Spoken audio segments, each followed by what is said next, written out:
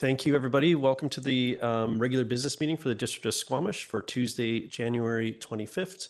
Welcome back, everybody. Holland Squallen, Clis Tuktumut, plus Squamish Okmeo. As always, we're gathered to do our work today on the traditional unceded territory of the Squamish Nation.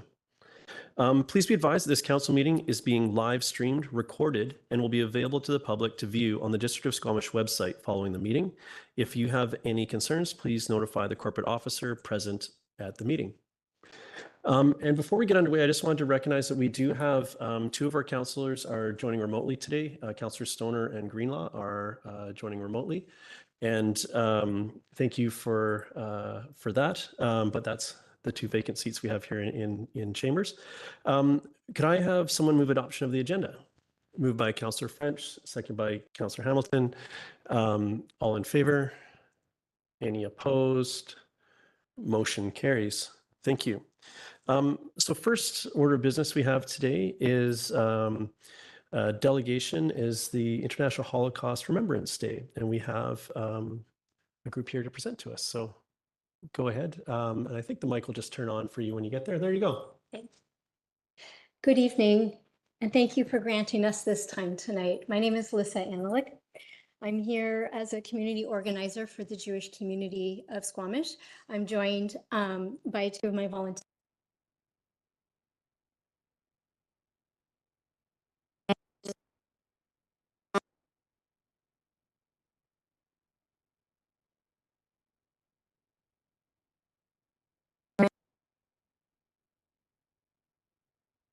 The upcoming International Holocaust Remembrance Day. And we'd like to ask the District of Squamish to join Vancouver, North Vancouver, Coquitlam, Surrey, Whistler, and others by commemorating this event. I would also like to share a little bit about our community and why this request is important to us. Before I go any further, I'd like to clarify that I'm not here to talk about the current situation in the Middle East. That is a different, horrible situation and is separate from the request we're making this evening. To give some historic background, in 2005, the UN General Assembly designated January 27th as International Holocaust Remembrance Day in honor of the liberation of Nazi death camp Auschwitz-Birkenau, where over 6 million innocent people, both Jews and non-Jews who were defined other by the Nazi regime, were systematically murdered during World War II. January 2025 marks the 80th anniversary of Auschwitz-Birkenau's liberation in 1945. In addition to other religious and ethnic minorities, Squamish is home to a growing Jewish population. While the Jewish community does not have a synagogue in Squamish, we do often gather for holiday and cultural events. We are a diverse community spanning the political spectrum with many multi-ethnic and multi-faith families. With the recent rise of anti-Semitism, Holocaust Remembrance Day plays a crucial role in emphasizing the importance of Holocaust education and standing against hatred towards all people. Even in our seemingly safe community of Squamish, we have been touched by this hatred. In the past year, swastikas have been painted on trees, bridges, and school buildings as recently as last month. Also in November of 2023, during the Squamish Multi-Faith Association's Apolitical Peace Vigil for All Peoples, protesters screamed anti-Semitic hate speech. Publicly recognizing Holocaust Remembrance Day would help send a message that hate towards any people will not be tolerated here. Specifically, we respectfully request a proclamation in honor of International Holocaust Remembrance Day, as well as, if possible, the illumination of City Hall or another municipal building in yellow to commemorate the day. Yellow symbolizes the memorial candles lit in remembrance of all Holocaust victims. Canada has long been a refuge for immigrants, refugees, and survivors of persecution around the globe. It stands as a place where people from all backgrounds can learn from one another and share cultures. In today's world, where anti-Semitism, Islamophobia, and other forms of hate continue to rise, it is essential that the lessons of the Holocaust remain a part of our collective consciousness. Thank you again for your time and consideration of our request. And thank you also for the commitment you have shown to recognizing and supporting our town's diverse communities. I would be happy to answer any questions you have. Thank you very much. Council, do you have any questions for our delegation? None in the room. I don't see any online. So we have on our agenda the recommendation that January 27th, 2025 be proclaimed International Holocaust Remembrance Day in the District of Squamish. And I also just wanted to mention that the request for lighting up a building or a facility isn't something that we have the technology to do at this point in time for any occasion. I just wanted to make sure that was known. Perhaps that's something that can happen in the future, but it's not something we have the ability to do right now. So we do have that recommendation, which I will move. If there's a seconder, Councillor Hamilton. Thank you. Thank you so much for taking the time to come and see us here today. I think it's really important that we stop and remember the lessons that we've learned as a species. And I think so. Thank you very much for highlighting that and coming to speak with us. Any other comments on this before I call the question? Councillor Pettingill. Yeah, happy to support this. I think it is important. Sort of looking around the world today, it strikes me that maybe we haven't done a good job of sort of remembering some of the lessons. And so I think it is important to maybe take the time to reflect and do some things better than we're doing today. Thank you. Thank you. Go ahead, Councillor French. Thanks, Mayor Herford. I support the recommendation, and I appreciate the separation of this proclamation and this day with what's currently happening in the Gaza. It's awful. It's terrible. And I think that it is important to acknowledge that they are distinctly different. And it's important to acknowledge the existence of the Holocaust, because there are still people who will try to convince me that it never happened. And they'll never do that. And that's one of the reasons why I'm supporting this. Thank you. Councillor Greenlaw. Yeah, thanks. I'd like to speak in support of this request. In these dark times, and as we likely face darker times ahead, it's incredibly important to recognize attempted genocides in our past, including attempts to eradicate Indigenous cultures throughout the world through colonization, and femicide through witch trials, which saw over 60,000 women in the UK killed in the UK alone, and reportedly left some towns in Germany without adult women. And I mention this specifically as I watch our rights be eroded down south, and as I watch really problematic trends start in Canada.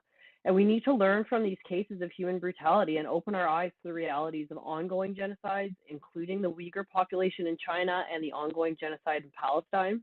I'm deeply concerned that the governance changes around the world that have recently happened will lead to an erosion of human rights around the globe.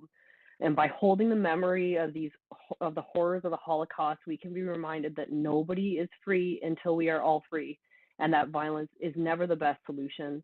Violence always begets violence, and we must transcend these cycles of violence and understand that we are all one people. Thanks. Thank you. Any other comments? With that, I'll call the question. All in favor? Motion carries unanimously. Thank you so much. Thank you. Okay, thank you. So our next order of business will be unscheduled public attendance. If there's anyone that has a matter that they wish to address council that's urgent in nature and needs to be addressed before the next regular council meeting, now would be a time to, yep, come on, go ahead. So,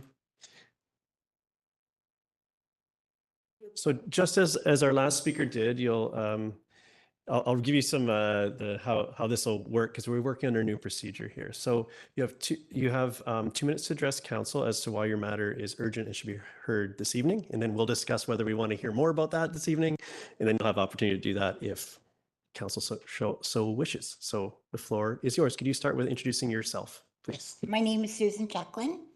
I live here in Squamish. I live in a camper, right, which I enjoy very much since I'm retired and I'm going to be traveling the rest of my life. So I love this living. I live with a community down at the end of the road there.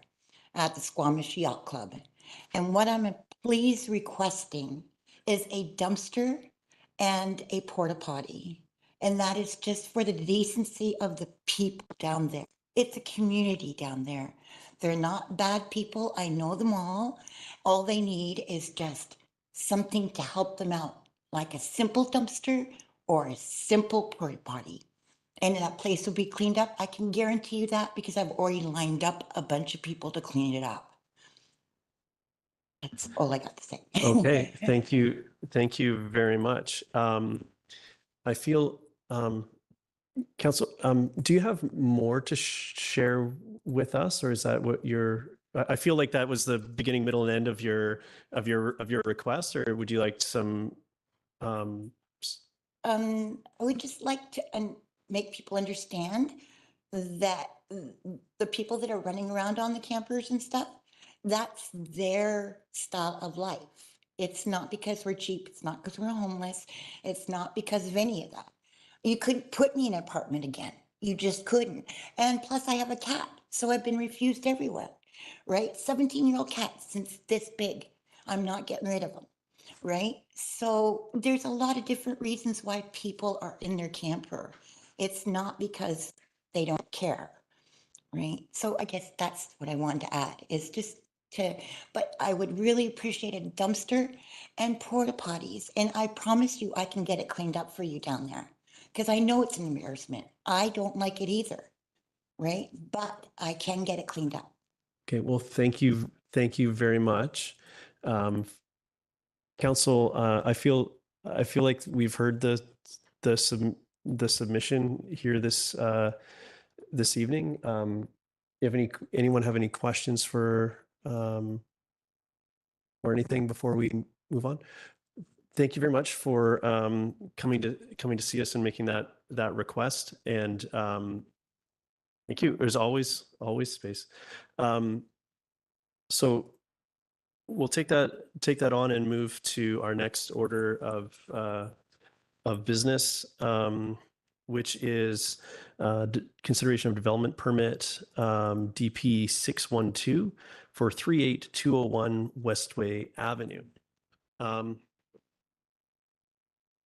I do have a script here for this piece. Sorry, we don't take. We're gonna there's been a submission made, and council's taken that on, and we're going to move on with our evening. That's where we are at this point. So we're moving on to DP number 612. I'm just going to run through. I do have a script for this piece. The public hearing is being held pursuant to the Local Government Act requirements to allow the public to present and to provide submissions to council respecting the development permit. And this development permit proposes the following variances to District of Squamish zoning bylaw number 2200/2011. Section 4 under general regulations, subsection 4.29B, usable open space from 30% of the lot area, which is 1670 meters squared, to 312 meters squared. And the second variance is section 23, the local commercial, or C1, subsection 23.3, maximum height, varied from 10.68 to 20.57 meters. The third variance is section 40, off-street parking, subsection 41.7, off-street parking requirements from 96 spaces to 82 spaces. And the fourth, section 41, off-street parking, subsection 4111, design criteria from locate a minimum of 1 tree per 8 parking spaces located in landscaped islands at the end of each row of parking spaces, to locate a minimum of 1 tree per 13 parking spaces located in landscaped areas at the end of each row of parking spaces. Everyone present will be given the reasonable opportunity to be heard. We want to ensure that no one is discouraged or prevented from making their views known, whether speaking in favor or against the proposed amendments. Therefore, I ask that members of the public maintain order and quiet during the hearing. Please do not applaud or interrupt any speech or action of members of council or any other person addressing council. Please ensure that your remarks are relevant to the matters contained in the proposed bylaw. It's not an opportunity for members of the public to have their questions answered by staff or by council. Any questions or points of clarification can be directed to staff by contacting the planning department. Council is here to listen and will not debate the merits of the proposed bylaw with the public or each other during the hearing. Members of council may ask clarifying questions following presentations. And as stated at the beginning of this meeting, this is being recorded and web streamed live, and the recording will be posted on the district's website. Media may be present, and the public can advise the media if they don't want their picture taken. So up to and as part of the hearing, the public has the opportunity to make submissions to council. If any submissions were received, they're available to review and have been included as part of the electronic agenda available on the district's website.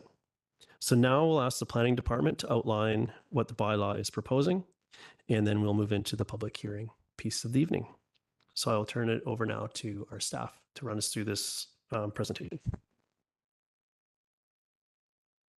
Thank you. Good evening, Mayor and Council. Phil Gibbons with Community Development. And I'll be presenting Development Permit 000612 with variances for 38201 Westway Avenue. The subject site is an irregular shaped parcel measuring 5.62 hectares, and as mentioned is at 38201 Westway Avenue. This parcel has two narrow frontages on both Westway Avenue and Maple Drive, and the current uses on the site include a mixed-use building, which is to be retained, and an attached commercial building unit, which is to be demolished, and associated parking. The proposed building locations are shown on the context plan on this slide, and currently there's no proposal to develop any other parts of the site at this time. The surrounding land uses are a mix of commercial and residential use, with an undeveloped riparian area to the north, and the land use designation is residential neighborhood, and this parcel is zoned C1 local commercial. This C1 zone requires that the existing 8 residential units remain as rental, and it also sets a minimum unit size for these units. For context, any residential units in addition to the existing 8 units may be stratified or could be smaller than the minimum size required. The applicable development permit areas are DPA1 for environment, DPA2 for flood hazard, development permit area 3, universal form and character design guidelines, and DPA11 for wildfire. So this development permit covers the DPA3 form and character guidelines.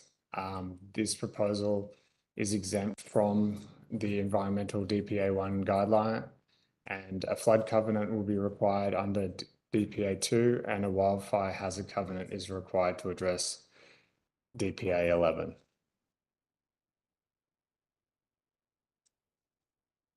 So moving on, the proposed development consists of a 6-story mixed-use building, which features commercial space at grade. There is surface parking, and it includes 4 residential levels with 45 rental units, and a rooftop indoor and outdoor amenity area, which is constitutes the 6-story. As I mentioned, the proposed development is a purpose-built rental, which is to be secured in perpetuity. And this is supported by OCP policy, as it provides alternatives to home ownership and increases the stock of rental units in Squamish. The proposed commercial space at grade includes 3 new smaller units to replace the existing larger unit, which, according to the applicant, had been difficult to find a tenant for. The building's appearance is defined by the use of cedar cladding and vertical piers, and the metal flashing in light blue under several of the windows references the form and character of the existing building on site, and it creates additional visual interest. And the form and character of the building has been reviewed against the DPA3 universal guidelines, and staff's review, which was appended to the council report, staff considered that the proposal is supportable as the guidelines are largely met. Moving now to, there are 4 zoning bylaw variances requested as part of this development permit application. They'll be shown on the following slides. The first one shown here is the building height variance, which is requested from 10.68 meters to 20.57 meters. And this is to facilitate the enclosed amenity area on the roof. And staff support the proposed building height increase as it allows for retention of the ground floor commercial. And it also allows the project to be 100% market rental housing project, and allows for a compact development on part of the site without requiring redevelopment of the entire lot to utilize the available density. And for context, the allowable density on this part of the zone is a 0.75 floor area ratio, and this project is proposing 0.72. So that is utilizing almost the entirety of the developable density on this site. It is acknowledged that there will be additional shadow impacts as a result of the increased height of the building. As you can see on the slide, the upper levels of the building have been stepped back to reduce this impact, but there will be additional shadowing. Shadow analysis, including additional analysis for the afternoon into the evening, was included within the drawing package, and there's a comparison with what the existing shadows cast are versus a building constructed to the maximum permitted building height under the zone on the same footprint, and also showing additional impacts that will result from the proposed building. The second 2 variances are shown on this slide. And so we have a request for change of the usable open space from 30% of the lot area to 312 square meters. So this large lot is already developed and partially constrained by the riparian area along the northern boundary. And given that only part of this lot is to be redeveloped, staff felt it was appropriate that a variance is reasonable, as some usable open space is provided on the rooftop and within the plaza area. And then the applicant has proposed additional invasive species management and riparian restoration, including some off-site works in McNaughton Park.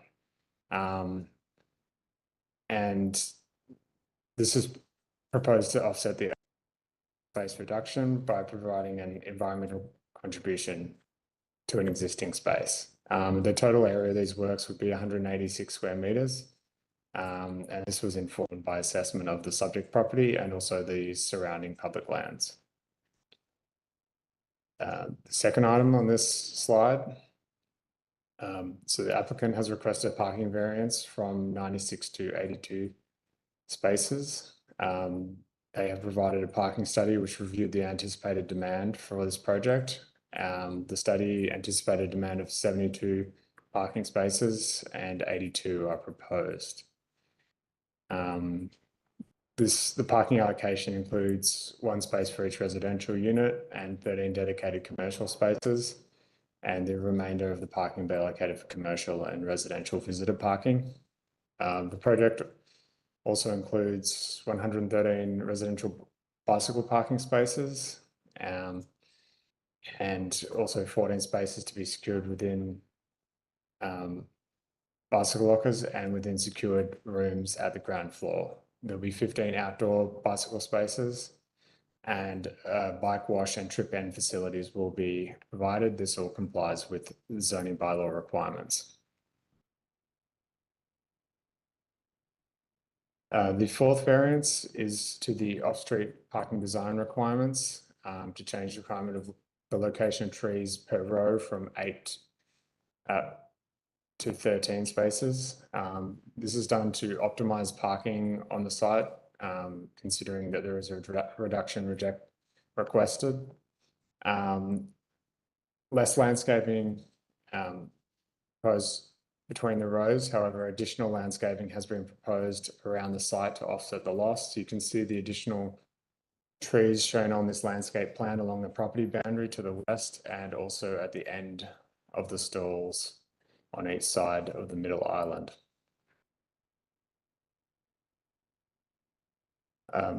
This project was presented to the July 18th, 2024 advisory design panel meeting, where a number of recommendations were provided for consideration.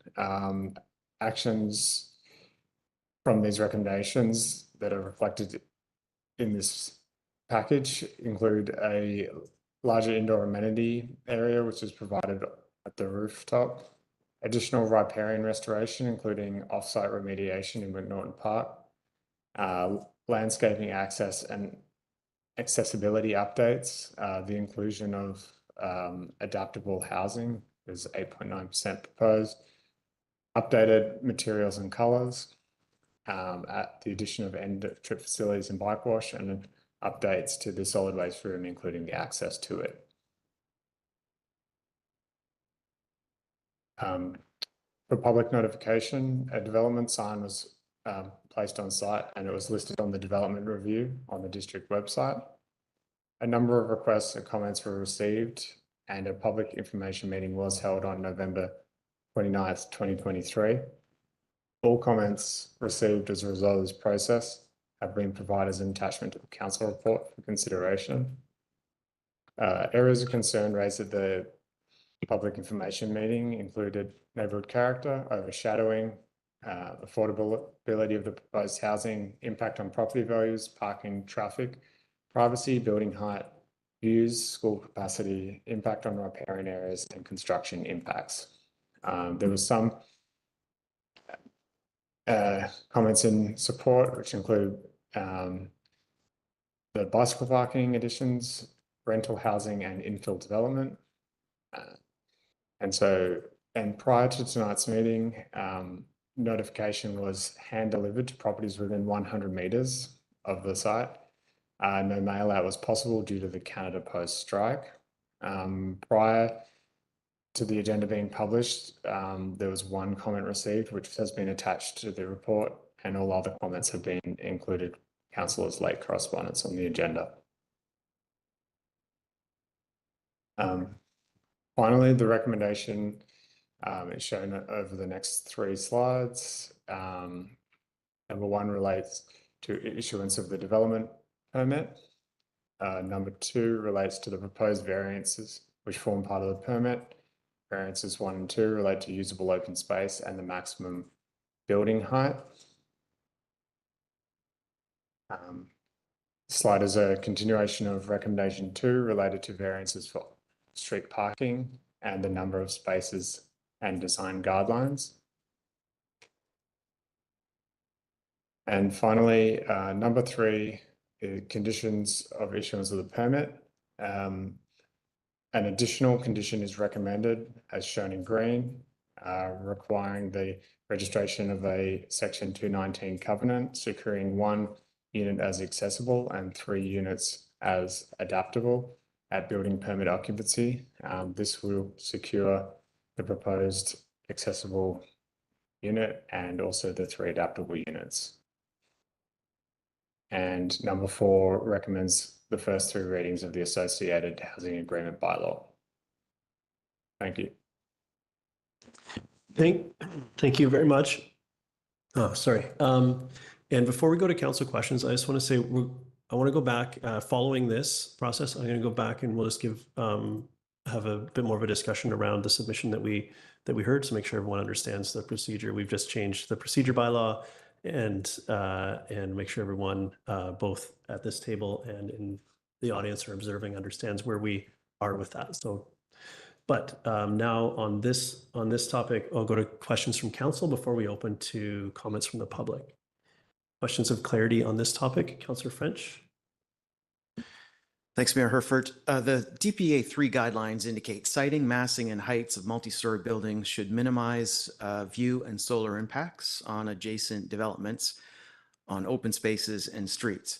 And according to the DPA 3 guidelines table, it's indicated that the guideline is met. So I'd like to hear from staff. How is it that a proposed building that will cast a shadow over the bulk of a neighboring townhouse complex from 3 p.m. until sunset for much of the year, how is it that that meets the guideline? Through the Mayor, the DPA development permit area guidelines are the guidelines and they're open for interpretation. So staff go through a process to interpret those. There's no indication that there will be no impacts from the overshadowing that is recognized. So some of the rationale that staff considered in this case would be reviewing the proposal against existing building structures and vegetation, the impact of the building constructed to the maximum height that would be permitted in the zone. Also, what mitigation measures have been proposed. So in this case, we saw in one of the slides that the upper levels had been set back to reduce the shadowing impact, and also feasibility of locating the building at another location on the site rather than where it is. Okay, I'd like to follow up on that last thought. My next question was going to be, did the developer indicate they looked at siting the building anywhere else on the property, and is it feasible to put it somewhere else? I think you've already answered that question, but maybe you could expand on that and that notion of putting it somewhere else within the property. Through the Mayor, staff did ask that question, and that analysis has been done. There was no intent to redevelop the existing building, and the site, it would lead to undesirable siting to try and locate it somewhere else on the site due to the constraints of access and other. There's a whole range of considerations. Thank you. I've got Councillor Stoner next. Yeah, thank you. Through the chair, just picking up on Councillor French's questions. In looking at the site as a whole for redevelopment, if they were to redevelop the site as a whole and demolish the other building, does that mean that they would be subject to the environmental protection requirements? Is that what's limiting the proposed development from actually doing a full redevelopment of the site? Through the Mayor, you'd have to consider any application on its merit, depending on what was proposed. The DPA one doesn't apply because you're reusing the footprint of the existing building. There's no further encroachment into the riparian area. I'd be speculating, but if the other building was demolished and there was still no additional impact on the riparian area, you could probably retain the same setback. Can we ask Leslie too? Okay. Leslie should be on the line. Through the Mayor, we could get some more clarity perhaps on the DPA one question. I believe Leslie Douglas, environmental specialist, is on the line. Okay, thank you. Hi, thanks so much through the mayor. So that's correct. That information that Philip's just provided is correct, that if the west building was to be redeveloped, the same rules would apply as apply currently. Okay, that's helpful. Thanks for that clarity. My other question was why the proposal is not meeting the basic policy requirement of 10% of units being adaptable. So something that came up in response from the ADP, and there hasn't been any changes since. So I'm just curious why we haven't been able to hit that threshold.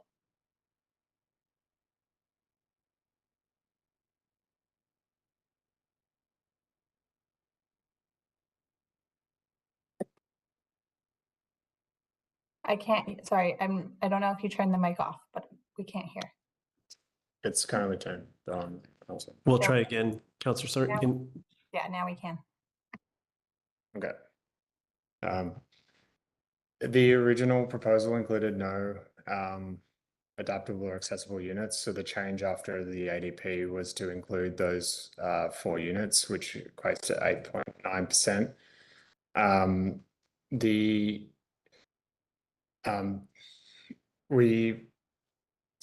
We requested that the applicant apply the 10% policy, but the response was due to the floor plan. So it's a template that's extrapolated over the 4 floors, so that they found 1 unit which could be adapted to be adaptable. To increase this number would require redesigned the floor plate, increasing the costs associated with the project and making it unviable. And as a result, the applicant has proposed that instead of 10% adaptability, 1 unit would be accessible from the time of occupancy, and the other 3 units would be adaptable at occupancy stage. Okay, that's helpful. Thank you. My last question for now is just clarifying the developable density and the floor area ratios. So as proposed, the development would basically use up the majority of the floor area ratio that's allowable on the site. And so any future redevelopment of what we'll now call the old building that's not being touched would require an additional rezoning. Is that correct? Through the mayor, the old building could be redeveloped, but you would not be able to increase the floor area. So if the likely scenario in any future proposal for redevelopment would include an additional floor area, and a rezoning would be required for any change to use or density. Okay, and do we currently have any protection or residential rental zoning on the existing 8 rental units that are on site? The existing zoning provides rental protection for the existing 8 units. Okay, thank you. That's helpful. Thank you. Next, I have Councillor Anderson. Thank you. We received correspondence from the owner of the adjacent mixed-use complex, The Edge, and they have concerns about potential impacts on their parking area, spillover parking usage from the new proposed development. And they're suggesting whether a barrier and/or signage could be implemented. Is that something that could be considered in connection with this present application?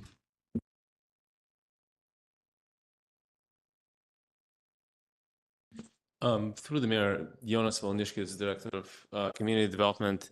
Normally, when it's issues that relate between 2 property owners, we would leave it to be managed between the 2 entities rather than stipulating the solution, because doesn't involve public parking.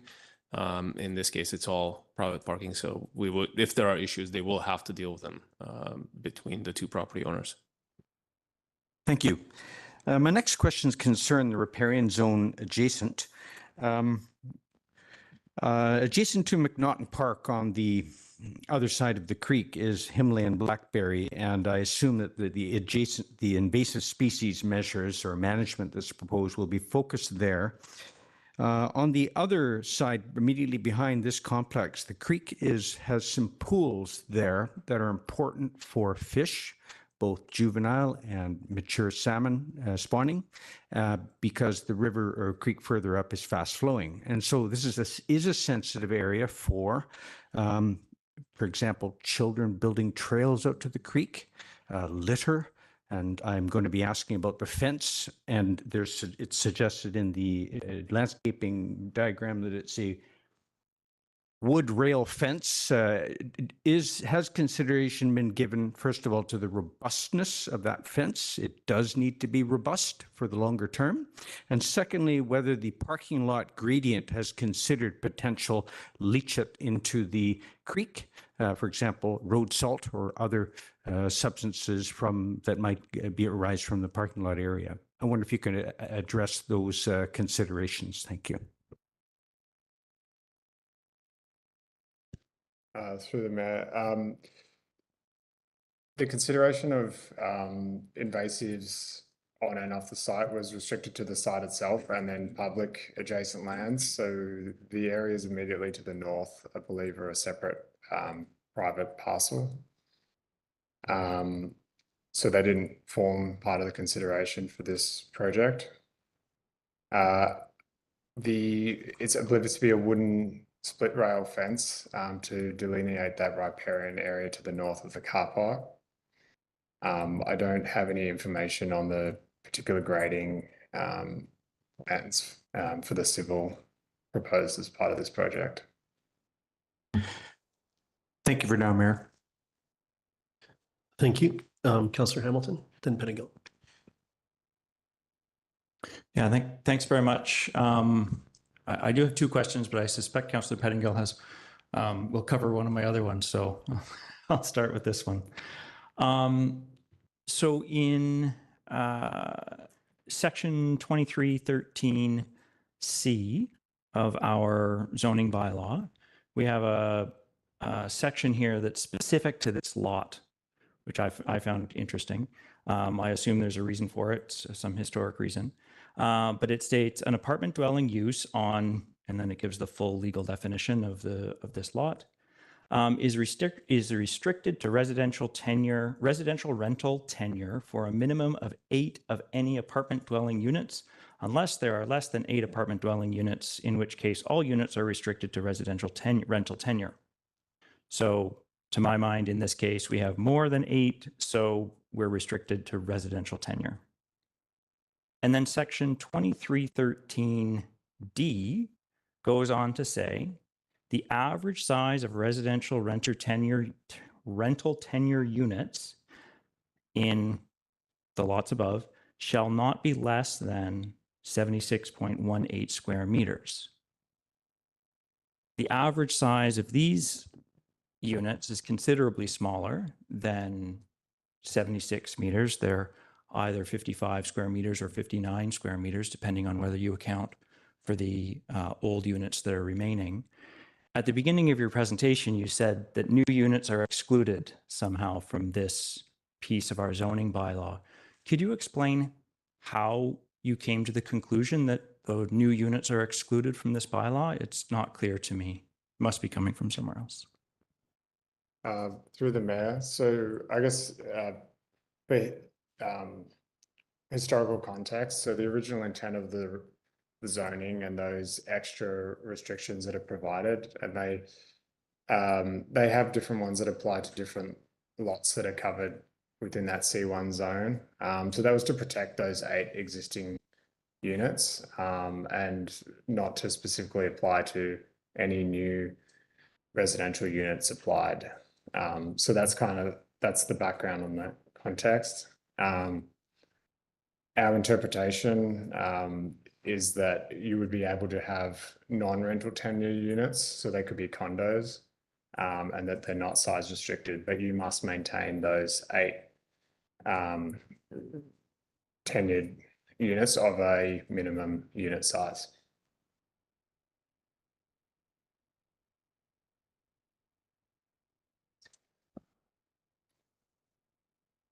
So how I'm a little bit puzzled here by how we're understanding the intent as opposed to the language, because the language here is quite clear to me.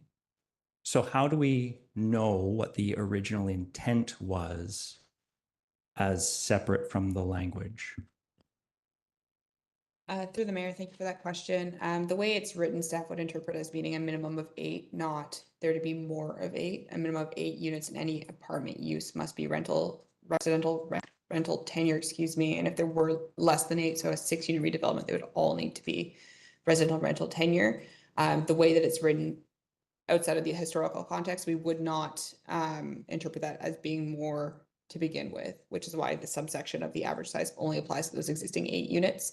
And then the residential rental tenure came in quite recently. I believe it was 2021 that we did this bylaw amendment. And again, the intent was that in the event of redevelopment, that those existing units remained that number and an average size.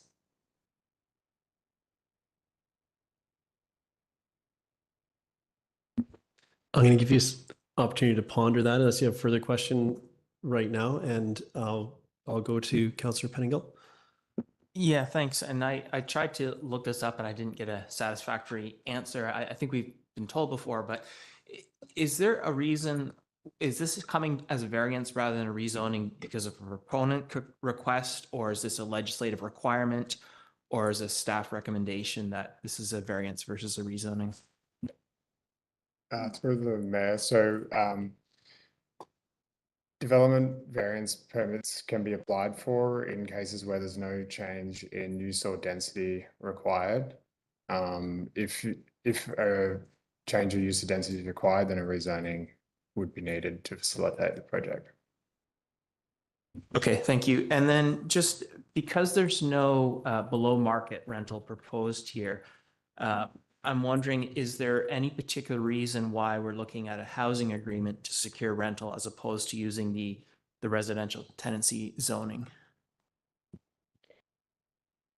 Through the mayor, if in the case that we were undertaking a rezoning for this proposal, we would be proposing both a zoning and also a covenant to secure the housing.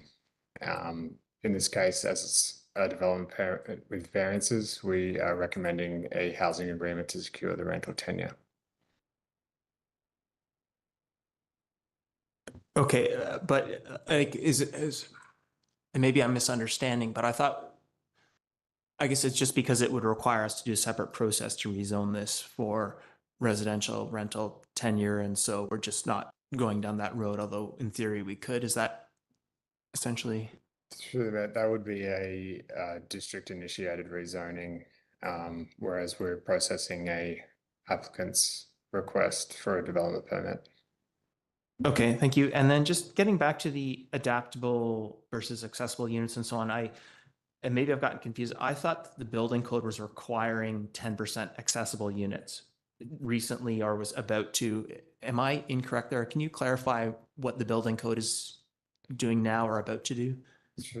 Through the mayor, so the building code has introduced some transitional provisions for introduction of the seismic and adaptable components of the 2024 building code. And so as this application was in stream before a certain date, it qualifies for these transitional provisions to be assessed under the 2018 BC building code, as long as they submit a building permit before March 2027. Okay, and what, can you remind me what the upcoming building code changes are or requirements are?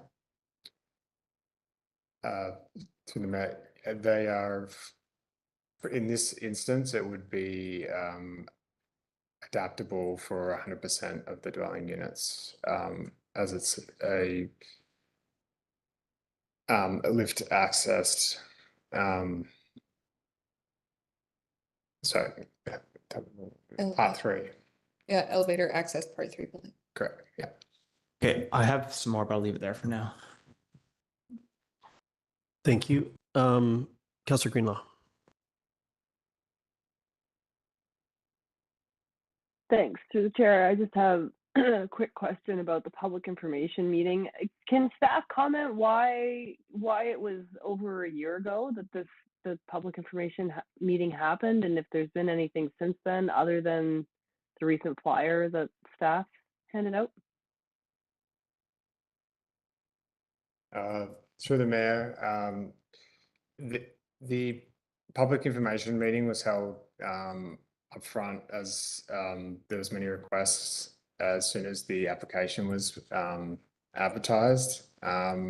Sometimes applications take a long time to work through all the particular issues that arise. This is quite a complex project. There was a lot of ins and outs, and it's taken a long time to get to this stage. Okay, thanks. I just find that a little bit concerning given the turnover rate in Valleycliff. I just wonder how many people are actually informed about this project. But okay, thanks. And just to follow up on that point, is there anything that how far is too far from a public information meeting? Like, are there some constraints on that, or at what point would staff view the need for an additional one to address this? I'm just trying to understand how, if this fits our policy, if it's which we heard it does, is what I heard from your comments, but like, what is too far if a year is where we are now? Through the mayor, that's a good question. Our policy right now doesn't require us to hold a second public information meeting. They're held by the developer based on guidelines provided by staff. We are currently looking at our policy moving forward on all projects. However, at this time, there are no guidelines as to when we would hold a second one unless I'm directed to by council. Okay. Thank you for that. A couple quick questions before I'll go back, and then I'll go back around to council, but before we go to the public, and I'll remind council that we will have opportunity after some submissions for some additional questions if needed. Could you run through the parking ratio? Like, I find the way that we were expressing the decrease in, or the parking to be just a little different than like in a total number versus a per unit number. So can you run me through that again one more time to make sure that I have this clear in my head? Through the mayor, I don't have can break down. We can pull up the drawings to have a look. I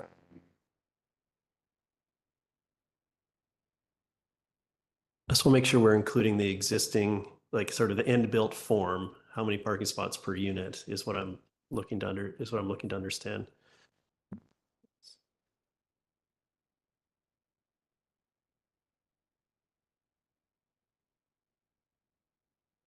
We can come back to that one if someone needs to do some math. I have maybe a different question. Are there any specific parts of the calculation that you're interested in? No, I'm just curious the ratio. And normally how quite often we deal with the ratio. So I'm looking to understand what ratio we ended up with at the end, which is harder to. I think there's a few different ways to score this. I just want to make sure I'm clear what we end up with for residential parking per unit. So the allocation was for 1 space per residential unit, and then 13 dedicated commercial spaces. And then the remainder was to be allocated for visitor and commercial. Okay, so then the one spot per unit, which is we've seen in other areas and we'll need to grow accustomed to as the Bill 44 stuff moves through. So are those spots located in a particular area under this, or is this just those spots will be available and then the strata or property management can figure out where they are? Like, are they all at the back? Are they on the side? Or is that not a concern for this application? To the mayor, the drawings show allocated commercial spaces that are the 13 spaces I mentioned, and then so they'll be set aside and they're sort of at front of those commercial tenancies, and then the remainder of the spaces will be left to be allocated. Okay, and At the front, we've been discussing the landscaping of the parking and so on. The back has this riparian area, but doesn't seem to have the same requirements. Does it not have the same requirements for additional plantings, or is that covered through, does that interact with some different like riparian regulation around the creek, or how are we handling that piece? Because the back just seems to be a straight shot where everywhere else is broken up and has some pieces.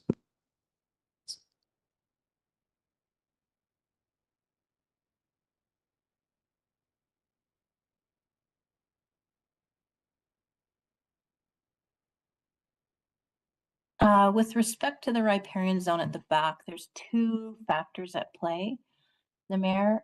One is that the development is occurring outside of the riparian assessment area and the streamside protection enhancement area, so it doesn't trigger that riparian area. However, the second factor is that there are provisions to remove a small area of asphalt at the back and to provide some riparian vegetation as a additional restoration feature for the development.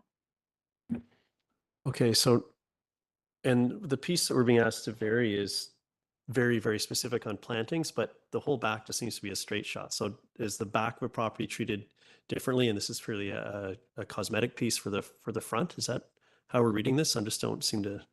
Yeah, I think planning would need to jump in on that one. Okay, thank you.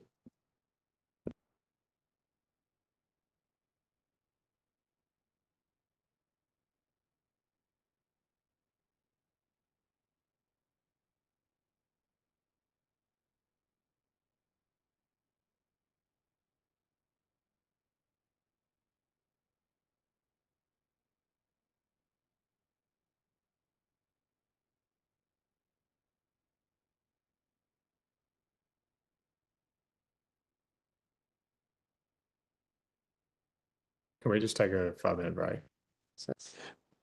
We can. How about we take 5 minutes before we go to the public? I'll just go see if there's any other questions from council that hopefully that may need to be addressed in that same break, just to make sure we have our things straight.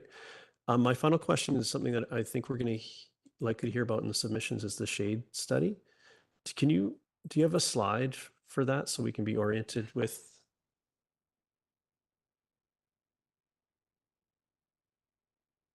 I know this is in the architectural drawings for council.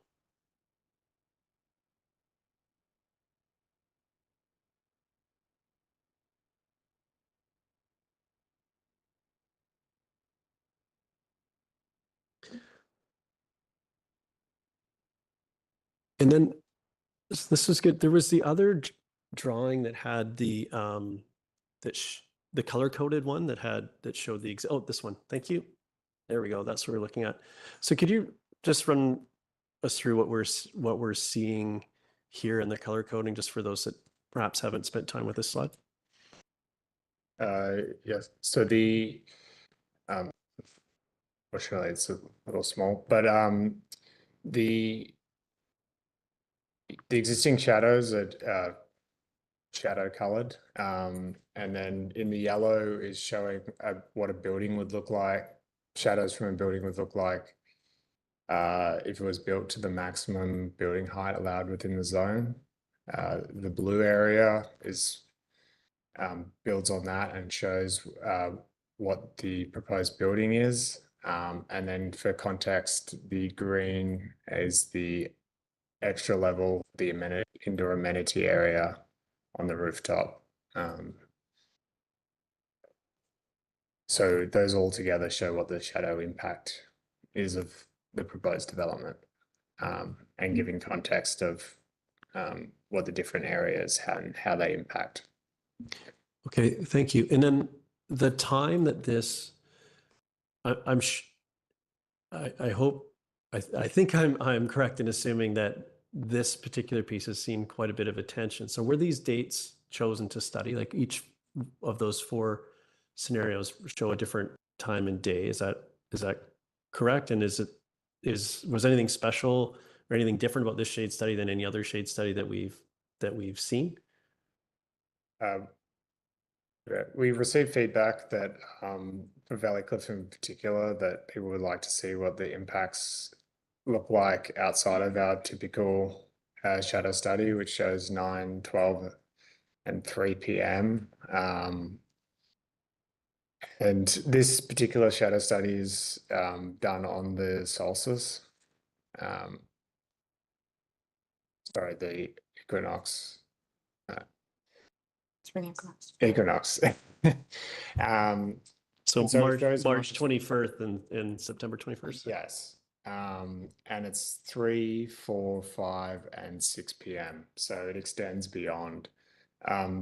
You could obviously do endless shadow studies. However, we felt this kind of gave a midpoint representation of what's going on. In the afternoon, obviously, there's more sun in summer and less in winter. And it's kind of extrapolates out what you saw in the previous slide for the shadow study. Okay, so the impact of our decision today is really the blue and potentially the green of the amenity space. So the blue is the additional above, and the green is the amenity space. The yellow is the given, regardless of the variances we are considering this evening. Is that correct? That's correct. So I guess to read it, they kind of each one's added to the other one. So yeah, okay. Thank you. Council, any other questions? I would like to give staff the requested timeout before we go to the public. I got both on. I'm going to go to Councillor Pettingill, and then I've got Councillor Greenlaw and Stoner. Yeah, thanks. There's some discussion about the reduction in commercial space from our policy. And the suggestion was that it may be more attractive to have smaller spaces. Is there something particular about the building design? Because in my mind, if you had more square footage, you could just have more small spaces. And so more small commercial units, if smaller units are what's more applicable. Is there some reason why that doesn't work here, and why just a total smaller square meters might be better or would be better? Through the mayor, on several projects now, we've been experiencing pushback on larger retail spaces. So we've had several conversations with commercial brokers in town, and it seems that the trend in retail and ground floor commercial seem to be towards smaller spaces than what we had previously understood to be before the pandemic, the last time we looked at this. So that's been guiding our assessment of this. But I think that the question was about the spaces themselves being smaller, but as far as a percentage of the overall development, the commercial space being small. That's what you're getting at, Council? Yeah, it seems to me we could keep the same commercial space as the policy and just have more small spaces in that size. So is there some reason why that doesn't work? Through the mayor, constraints due to requiring services, elevators, lobbies, solid waste areas and bicycle parking take up some of the areas on the ground floor. So there's site constraints related to providing additional. The applicant has sought to maximize those commercial areas, and they've expanded somewhat since the original proposal. Okay, leave that one for now. And can you just go back to why, is it a staff recommendation or a proponent request that we vary the density of trees in the parking area and the relationship between parking spots and trees? Through the mayor, is it applicant request to vary this requirement to allow for a more efficient parking layout, given that we're already looking at a reduction in the amount of parking on site. Yeah.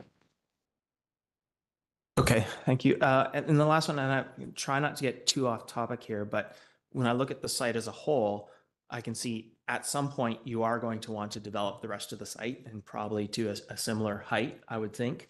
And then you're into dealing with tenant displacement. And I know we have some ongoing policy work on that, and it strikes me that sort of doing the whole thing together, you've got a new building, and you could sort of schedule things. So was there at least any sort of conversation about that and the policy, where that's coming, where that's at? Or I'm just sort of looking for some sense of, you know, I know we can't predict everything in the future, but I sort of worry that we're building a future problem here. And so was there any discussion or consideration of that? Through the mayor, the application was for this building specifically. There's been no indication that there's any proposal to redevelop any other part of the site now or in the future. So staff have just been working with this proposal on its current merits. Thank you. I'll go to Councillor Greenlaw.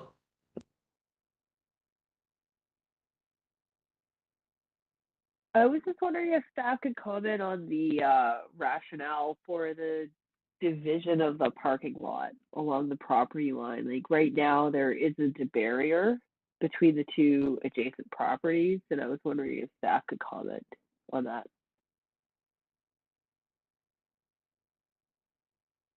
Through the mayor, there is a division along the western boundary.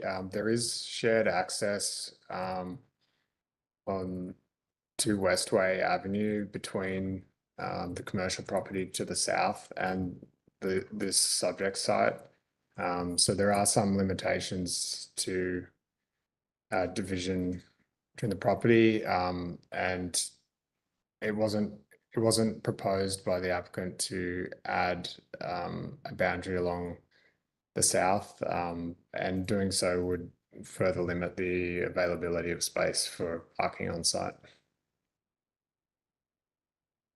No, sorry, I'm asking about the addition of the diagonal division of the parking lots that doesn't currently exist. Between in this image, the white building and the green building, there's that diagonal division.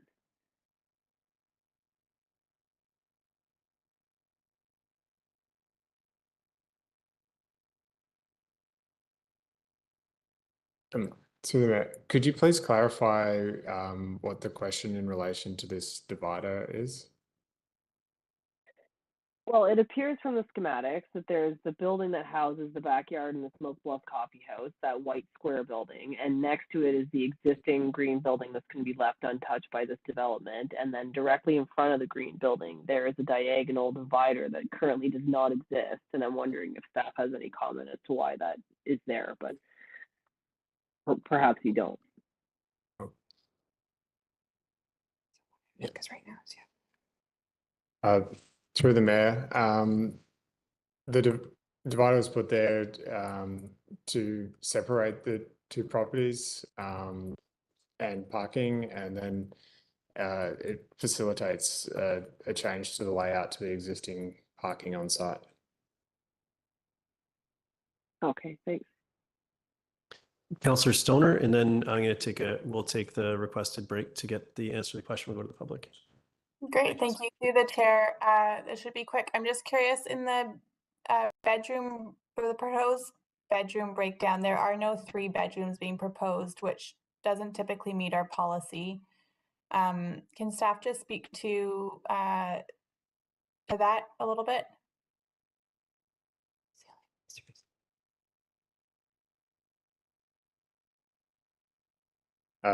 Through the mayor, the policy for a requirement for 3 bedroom units only applies in case for rezoning. Okay, thank you, Councillor Hamilton, and then we're going to take our quick break. Thanks very much. Back to this average residential unit size question. I think it's very important. I'm just giving you some sort of background intent, what my intent here is. I think it's really important that our bylaws intent matches their words. And in this case, I don't see that happening. So I'm just from staff's interpretation or explanation of the intent. So I'd like to understand what would be the consequence of removing this property, or even, actually, let me step back at a question. What is the purpose or the intent of 23.13D, which states that the average size of the residential rental tenure units in those three properties shall not be less than? What is the intent of that, other than the obvious, to limit the size, to make sure it's larger than a certain size? Through the mayor, I believe I was working on that project when we crafted this bylaw amendment, so maybe I'm best to speak to it. But the intent was to make sure that when the 8 units are replaced, which are mentioned in section C, that they're of reasonable or larger size. But it does only apply to those 8 units that are currently there that need to be replaced. It was to protect it from having rental. If somebody came in with a market proposal with for sale units and they had to rebuild those 8 units, we wanted to make sure that they're of reasonable size.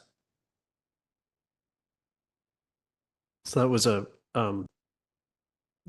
the rental tenancy piece was really a defensive piece, not a forward planning piece. So it spoke to defending existing structures. That was the, and I don't have it in front of me to understand the intent versus words comments, but is that essentially, and then they were tailored to the sites that were targeted. Is that correct, Mr. Velasquez? That's correct. They were to apply to the replacement of the existing units on site to make sure that they weren't the smallest units in the development.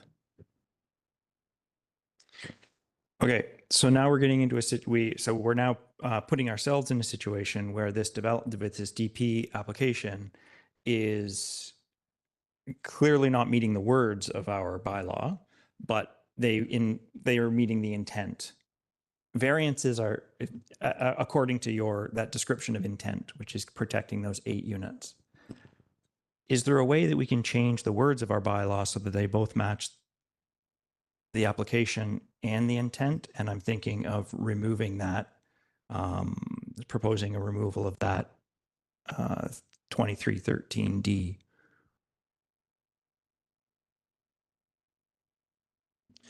Seems our next piece is a break to get an answer from earlier. Perhaps this falls in that similar category. Does staff have a response to this question right now? I can respond to it.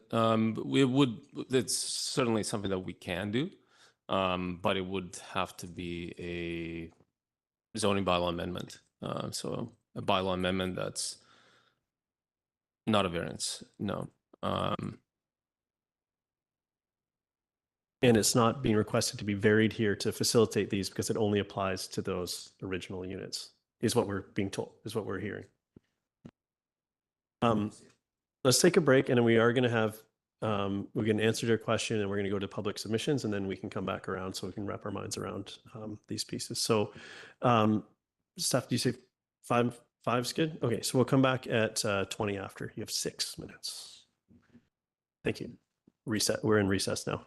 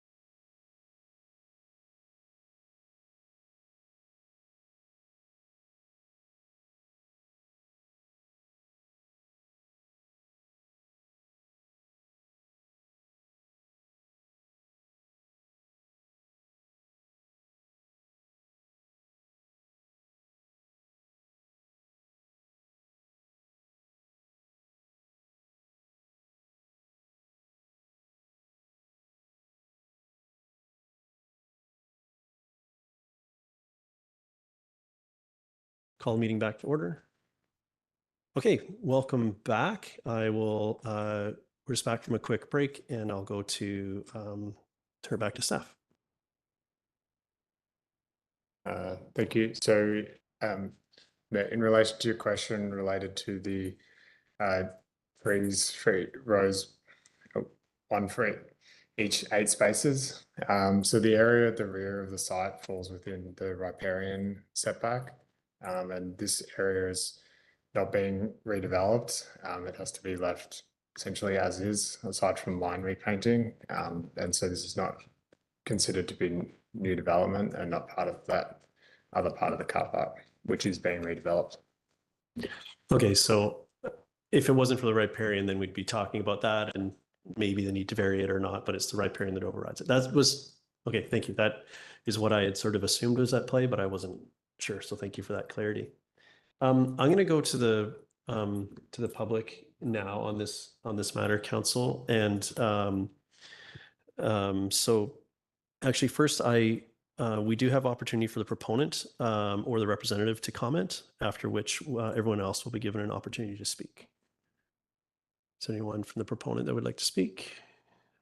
Seeing no, oh, there we go. Sorry, can we just have staff take down the presentation so we can see Yeah, everyone thank you for that. Is that better, Councillor Summer? Okay, thank you for that. And the floor is yours. If you start by introducing yourselves. I'm Raymond DeBeal, architect for the project, and beside me is Martin and Vanya, who are with the owners of the property, representatives for them. I didn't come to plan to do a presentation or anything, but I do have to compliment, and maybe I shouldn't say this, but I do compliment the staff. They've been very thorough, and the council and mayor have been very thorough in their questions. And understand all these things are very important to everybody that lives here and in the community and everything else. So these are complex projects when you're dealing with renovations and additions. And obviously, as you can see, we have storm issues, we got riparian issues, we got existing buildings, we have parking, we got adjacent properties and stuff like that. So I will just make a couple quick comments, and then Martin can explain a lot of things more from the owner's perspective and from the marketing perspective. And I'll just kind of maybe help explain a little bit. Staff has done a really good job in terms of explaining some things, but maybe just to give a little bit bigger context to some of the questions that council has. So I wrote my little notes as you guys were on the break. So, and overall, the intent was to redevelop the property because it's not very well used at the moment. And like anybody who is interested in their property, it's encouraging that they modernize and upkeep their buildings, because we work on many projects where buildings become dilapidated and get worn down and get abused and everything else over time. So that's a good thing. So we did what the intent is to try and have additional housing more from a very specific market, and maybe Martin could talk about that. It's more for smaller units for people. It's market rentals, but if you make them smaller, they're more affordable. They're not subsidized or anything like that, right? Private developers typically don't get into that, so, or it's very different that way. More community groups, that kind of thing. But the idea is what the building code is changing, as a couple questions related to that, not just about adaptable units, but it also has a huge impact on seismic. And so what we're going to find is future buildings in the new building code, it applies, but some of them are, like you say, streamlined or deferred a little bit because it has a huge impact on everything. We figured probably about, according to our engineers, structural engineers, it's probably about 75 to 100% larger structural cost to rebuild this building if it was new under the new building code.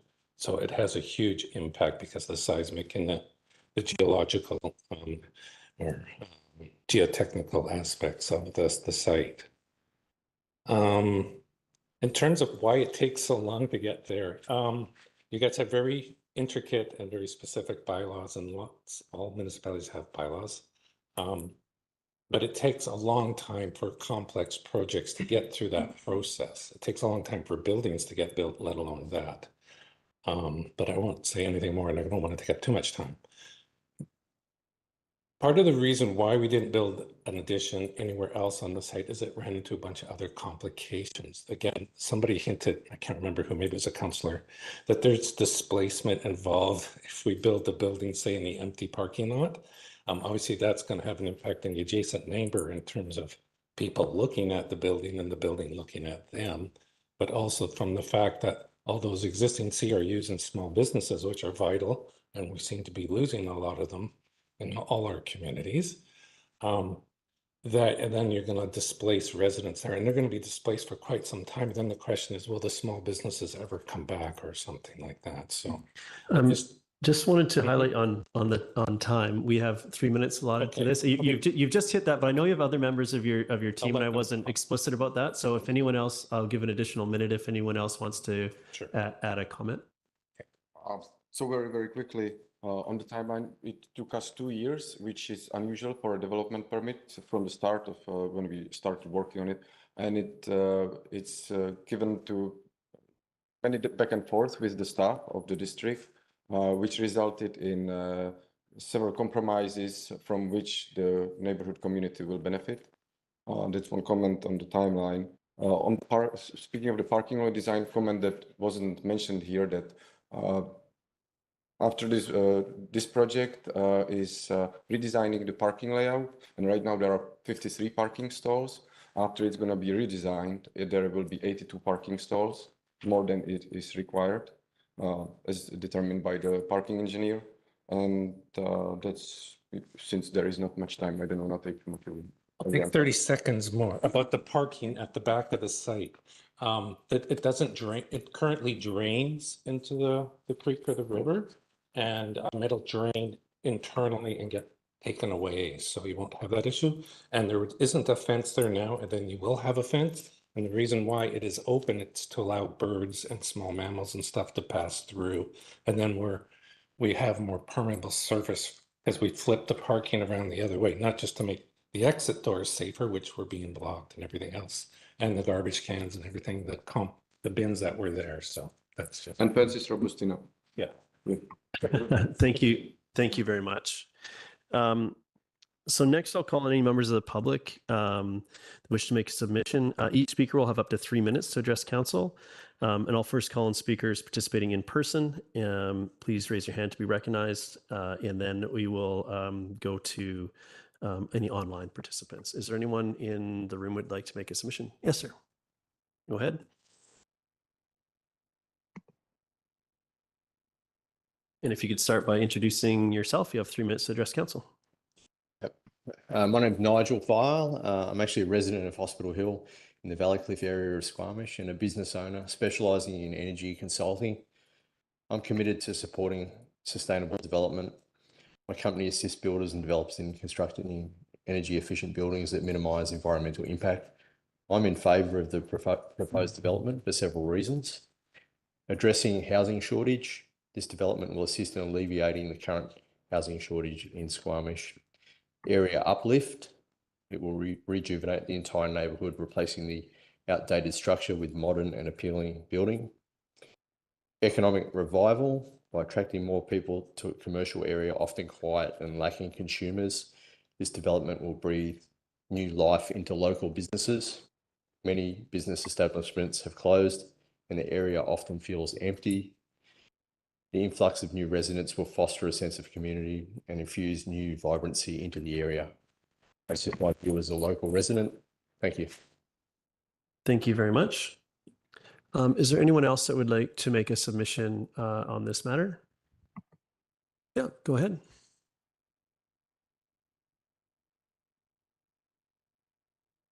Hi, Spencer Fitchin, 2298 Greenwood Way in Squamish. This is a troubling proposal in my mind, and I haven't had a huge amount of time to dive into it, but a few things that I have questions on that I think I've got, but I may be incorrect on, and that is where we're looking at a variance in a building height. The Land Development Procedures Bylaw actually has it where You're not supposed to, it should not reduce the livability of existing residential units, which would be the neighbors. And then, of course, with calculations that the variance would not significantly interfere with the privacy or access to sunlight. And this is within it. Now, the word significantly is not defined, of course, but we saw from some of the diagrams that on the 2 median days of the year, never mind throughout the entire winter, it is going to significantly limit the access to sunlight with the development to the northeast, the townhouse complex. So that would be one of my major concerns with the height of this development, which is 100% over what it would normally be allowed, 10 meters to 20 meters. I'm being rough, of course. And I find that that's a massive variance. It just seems completely out of place. The idea that the riparian areas, the DPA1 doesn't apply to this area, I'm troubled by that for 2 reasons. One is normally that would be in the case of renovations, additions, where the building stays within its footprint on the existing foundations, et cetera, et cetera. This is a brand new building, and it is not a renovation. The existing foundations, probably slab on grade, it's an old building, will not support the new building. It'll be a hole dug, you know, and all sorts of infrastructure put in. It is brand new. How DPA1 and the RAR doesn't apply to this site is really interesting to me. It just is very hard to imagine that where this number of variances that are this great and the developer has not actually offered to enhance that riparian area on what Councillor Anderson correctly pointed out is one of our very important salmon spawning streams that right now has maybe 2, maybe 3 meters of protection from the watermark of the creek behind the units and that small band of vegetation to the parking area. That parking area back there is all in the riparian area. And we learned from doing that to creeks and streams. We stopped doing that. So when new developments come in, we reclaim that riparian area to help the natural environment. And these things are just, it just seems strange that we wouldn't be offered a little bit in return for what seems like a rather extravagant expansion on that lot. Trees, they're cooling. So they're asking that they don't even meet the minimum tree requirements for the parking areas. And the parking areas, the trees actually provide cooling for the vehicles to park in shade in the summertime, which is valuable. So not meeting the minimum requirements for trees, not meeting the minimum requirements for accessible units. They're going to 90% of old regulations, not that are 10% of the new regulations. And I come from a regulatory background. Our guidelines, bylaws, policies, regulations, code standards are the low bar for performance. And there are very few places where they're meeting the lowest bar we set, where we don't give gold stars for that. I'm just asking, please, let's get them up to at least the lowest bar. My last point, Cameron Chalmers, when I was talking to him years ago, we were talking about the Crumpet Wood subdivision, and he had mentioned that after that subdivision was built out, Valley Cliff really couldn't take any real more infill before secondary access for public safety, security, emergency egress and access was provided for within Valley Cliff. There have been carriage homes built, this development proposed, Crumpet Woods North proposed. Do we have any idea of how much impact on the current access with the Redbridge development, putting strains on the same intersection in and out of town? Do we have with this development some sort of study that demonstrates that this is okay to put into Valley Cliff, and that all of our emergency services and emergency personnel and emergency evacuation routes and all of these things for the public safety are actually maintained. I'll leave it at that. Thank you. Thank you very much. And just for process, after some submissions, we'll stop and council can pick up any one of these questions and ask for clarity, just so everyone who hasn't participated in one of these before is familiar with the process. Is there anyone else that would like to make a submission in person before we go online? Yep, go ahead. Hi, Thomasina Pigeon, 37827 2nd Avenue. Yeah, so as Andrew Hamilton had proposed, I'm wondering, why is the district willing to change the bylaws to suit the developers rather than make the developers adhere to the current bylaws? To me, that just seems really backwards, and it's not holding them to accountability. It's not holding the district to accountability. And to me, it's actually like, if you guys have standards that you're supposed to be going by, it's very undemocratic to change the bylaws to suit the developers when you can't even change a bylaw for people to sleep in vehicles, which also is a form of housing. Second, doing the shadow study during the equinox, which is the brightest time of the year, seems kind of confusing, since Valley Cliff, like as he was saying, Valley Cliff is in a shadow for most of the winter. So it makes sense to do this in the spring and in the winter so that you can actually get a more accurate analysis of what having a big shadow is going to have on the ecosystem there. And the developer talked about revitalization, making that area more, making it more less empty as it is. But I will like to point out that there was a Ninja studio there for quite a few years. And they were priced out. They weren't allowed to renew their lease. They just couldn't afford it anymore. And it has since stood empty. So I'm wondering if raising the rent is a strategy that developers use to get rid of current clients so that they can make an argument like they just made, which I think has been, it's common practice. And if you guys don't recognize that, then I'm not sure what's going on. Also, market rate is what this development is going to be. And I'd just like to speak as someone that has lived here for like 26 years. Market rate is not affordable. Making the spaces smaller and then calling it affordable because it's smaller, because it's smaller space, so it's going to be a little bit cheaper.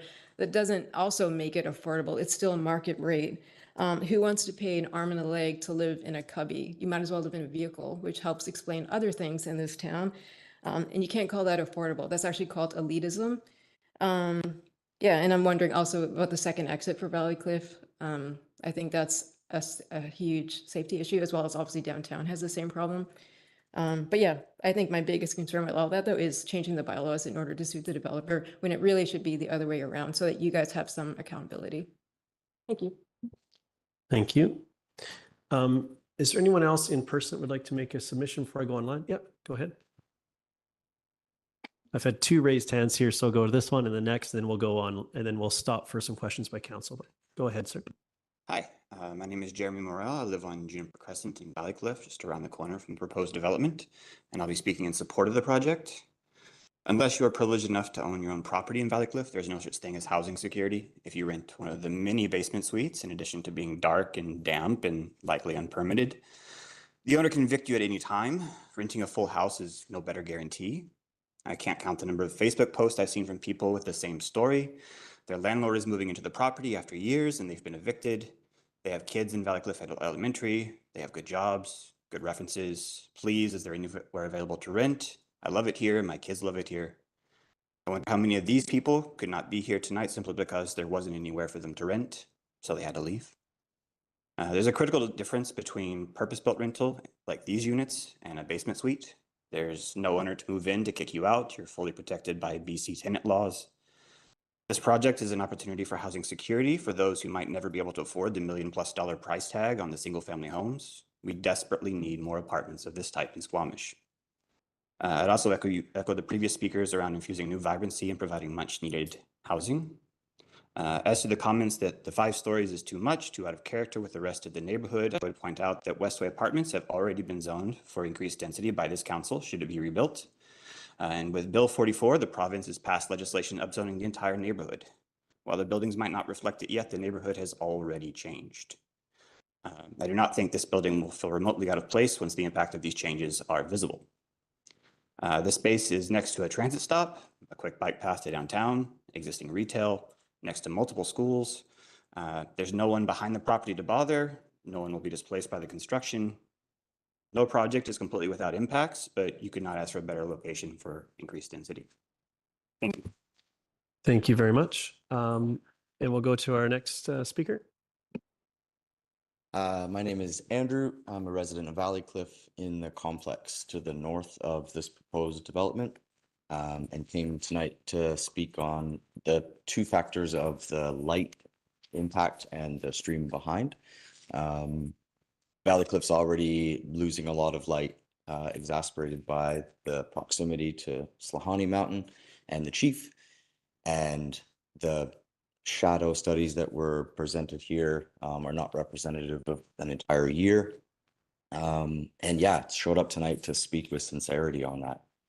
It's a very, very big part of wellness for people to be able to have that sunlight.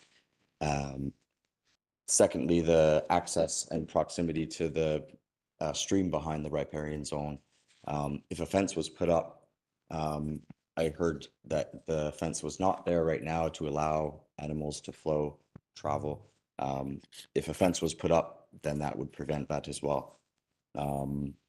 Currently, some of the tenants in that building are walking dogs along the stream, and they're doing their duty by the stream and everything like that. And I'm wondering if increased density would increase the impact on that riparian zone for sure. So yeah, came tonight to speak on that with sincerity as someone that it would be impacting closely. And I don't know if it would be possible to develop on a smaller basis. So maybe without the height variance allowed, if we developed the unoccupied building at a lower level, if that would provide some necessary housing that Squamish needs, but wouldn't have such impacts with the height. Thank you very much. Thank you very much.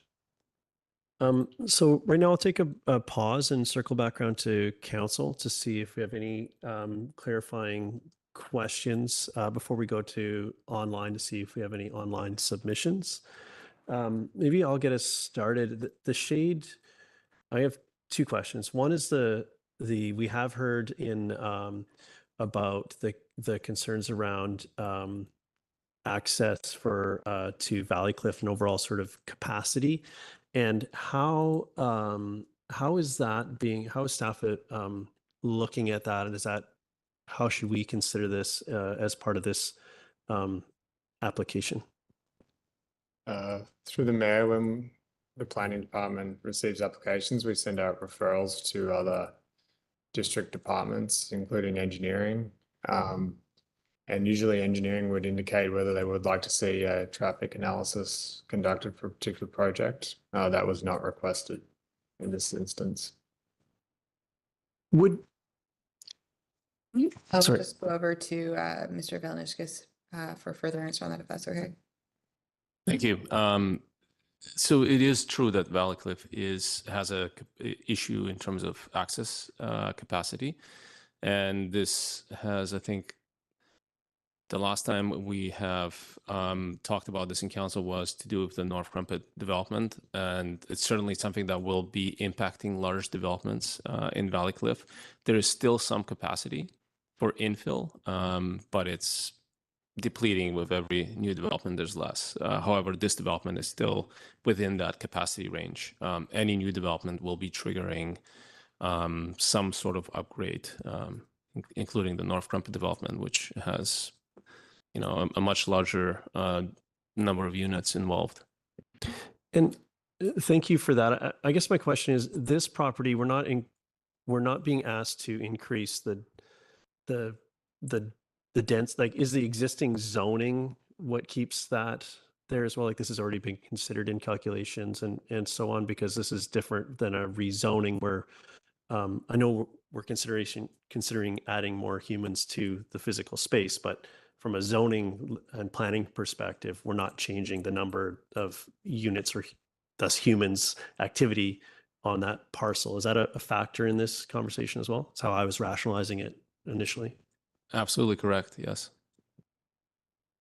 Okay. And then I'm going to, on the shade piece, thank you for I specifically asked for the one with the colors, but I know in our package, it was December 21st at noon and 3, and September 21st and June 21st. So kind of, and March. So is this a selection of times? Do you have a slide that speaks to that? I know that we did that deeper analysis around what was being varied on that one sort of the middle area, but I'm trying to understand if the impact, or to show the impact at 3 p.m. on December 21st, which is a critical time for sun, I would imagine.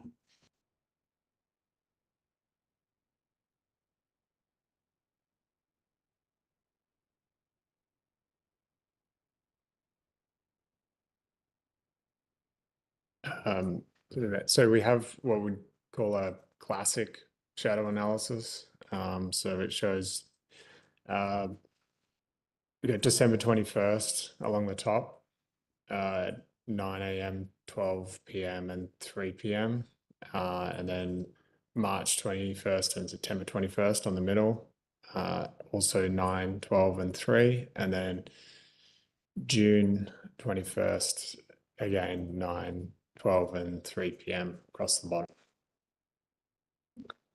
Okay, thank you. And is this and this is the standard that we would accept, that we work towards on all developments for shade studies, is these 3 times a year and these 3 times a day?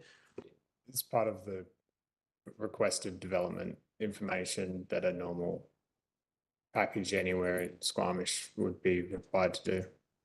Okay, thank you. I just wanted to highlight this slide.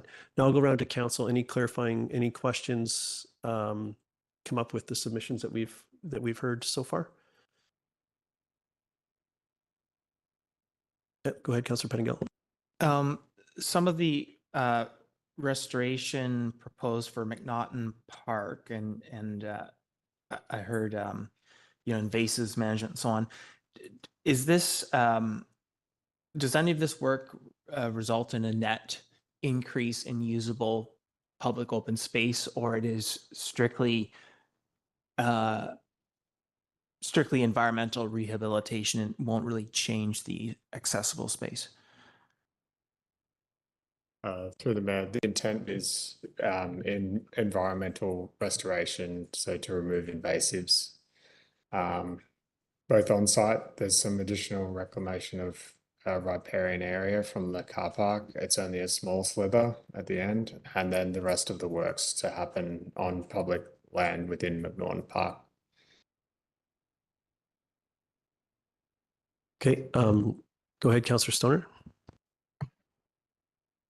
Thank you, through the chair. I just had one other clarifying question, which is about the usable open space variance. Can staff just clarify? So I appreciate the rationale for the 30% reduction based on what is being redeveloped, but the 312 square meters that is being proposed, what is that equal to in terms of percentage of developable area that is being redeveloped? Do we have that percentage? Through the mayor, I don't. I'd have to get my calculator out. Okay. Thank you. And on this topic, is the sort of in the finished state, is this amenity space meant to be accessible by folks across the property? Like, are we viewing it as one building? Do we get into that as part of a DP, or I just wonder who's using that space, and should we be scoring it as a net benefit to the folks and the living of the folks that are in those buildings right now, which I understand don't have an amenity space? To the mayor, the intent, I believe, was for the rooftop amenity areas to be used by the new building, and then there is some balance of additional plaza space that doesn't currently exist on the ground level. Okay, thank you. Any other questions, Council, before I go online? Yeah, Councillor Pettingill. So I recognize this is a variance, and not a rezoning, so there's not CACs. And this is all rental. So even if it were a rezoning, can staff clarify as purpose-built rental 100%, what sort of CACs might apply typically? Like there would be a significant reduction from normal CACs. Is that correct? There'd be no CACs associated with the market rental under the current CAC policy. Okay, any other questions, council, before we go online? I'm not sure if there's anyone online, but we're going to go there. So we'll go there now. I'll look to our moderator to see if there's anyone looking to make a submission online. Nobody with their hand up right now. Okay, if you are participating online and would like to make a submission, please raise your hand electronically, and the instructions to do so should be on your screen. I'll go back into the room. Is there anyone that hasn't made a submission yet that would like to make a submission on this matter? Seeing none, I'm hoping I've bought anyone online enough time to figure out how to raise their hand electronically. No, nothing there. Okay, so if there's anyone that has made a submission and would like to make an additional submission, now would be your opportunity to do so. Yeah, go ahead. Yeah, I just want to comment. I think Andrew just said that the people that are currently in the thing are not going to be allowed to be there anymore. Is that correct? Like the company's laundromat, for example. Is that, did I understand that correctly or not? I'm gonna. We're generally we don't answer questions, but what's happening is I'll take the bait. What's happening with this whole with this is that the tenants, both residential and commercial tenants, will not be disrupted as part of this development. So what is there stays there. I think you're maybe referring to my question, which is about the amenity space in the new building and whether the existing tenants will have access to it. The existing residential tenants will have access to the amenity space that's provided in the new building, and if they're scoring them as one building or separate. But that answer was no. But the tenants, commercial and residential, are not to be displaced during this process. Does that answer your question? Yeah, because I mean, I'm just going to say Comfy's is like a laundromat, and there's not that many here that just people that don't own laundromats can use. So it's a really great and important resource that I wouldn't like to see priced out. Thank you. Yeah, thank you. And I'm going to go back to I'll go back. Anyone else would like to make an additional submission, and which is not asking questions, although I had the answer, so I took the bait. So I will go back to, yes, sir, go ahead. And then. Raymond DeBeeld, architect again. Just to clarify, I'm pretty sure that it probably would have access to existing people to the amenity space. Again, we're treating it as one development. Again, we can control things with smart locks and all that kind of stuff. So I think there's a lot of things, and same with the amount of variance for the open space amendment or amenity, is that because the existing building doesn't have any, it distorts it a little bit, right? So some things that we're doing in the new building benefits the existing commercial tenants and also benefits the residents there, right? So in terms of parking and facilities and all that kind of stuff. So. Thank you very much for that that clarity. Council, any other questions before I go into the rest of my script about closing this hearing off? I see none, but I do. Go ahead, Councillor Hamilton. Then I see Spencer. Just a point of clarity. Once the public hearing is closed off, can we ask any other questions of staff? Yeah. Yes, we will go through that, but I was going to make sure that we're good. I saw another submission from the public. Hi, Spencer Mitchell again. A question of clarity. So it is, if I understand this correctly, it is being proposed that DPA 1 doesn't apply because it's being treated as effectively renovation, alteration to an existing building, staying within the same footprint and the same foundation, et cetera, et cetera. If this building is accepted as proposed and is built, then the building beside it then comes in for a similar treatment.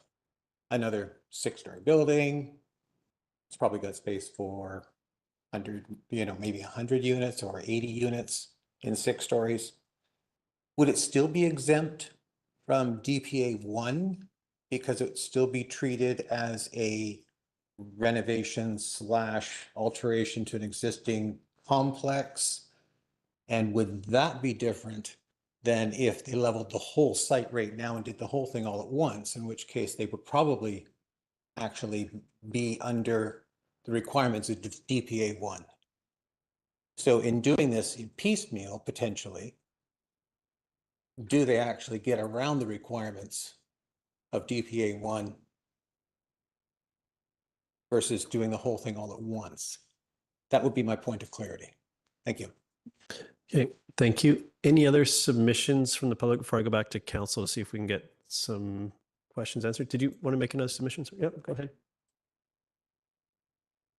Very quickly, speaking of the shadow study, the impact of the height variance, we looked at it today in the office, is mostly on the parking lot.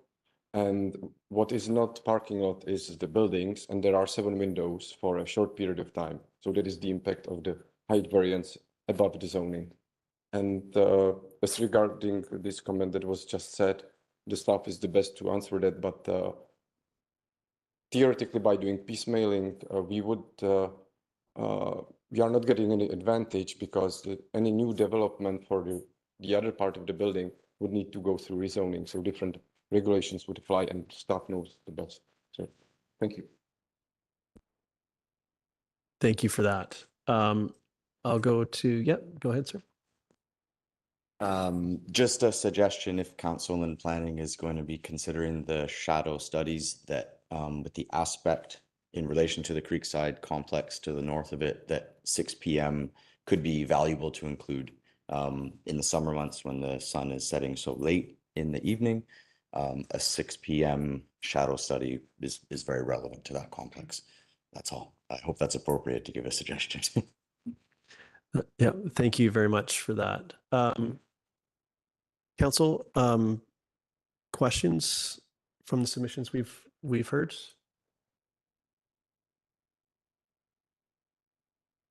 None. I'd just like to have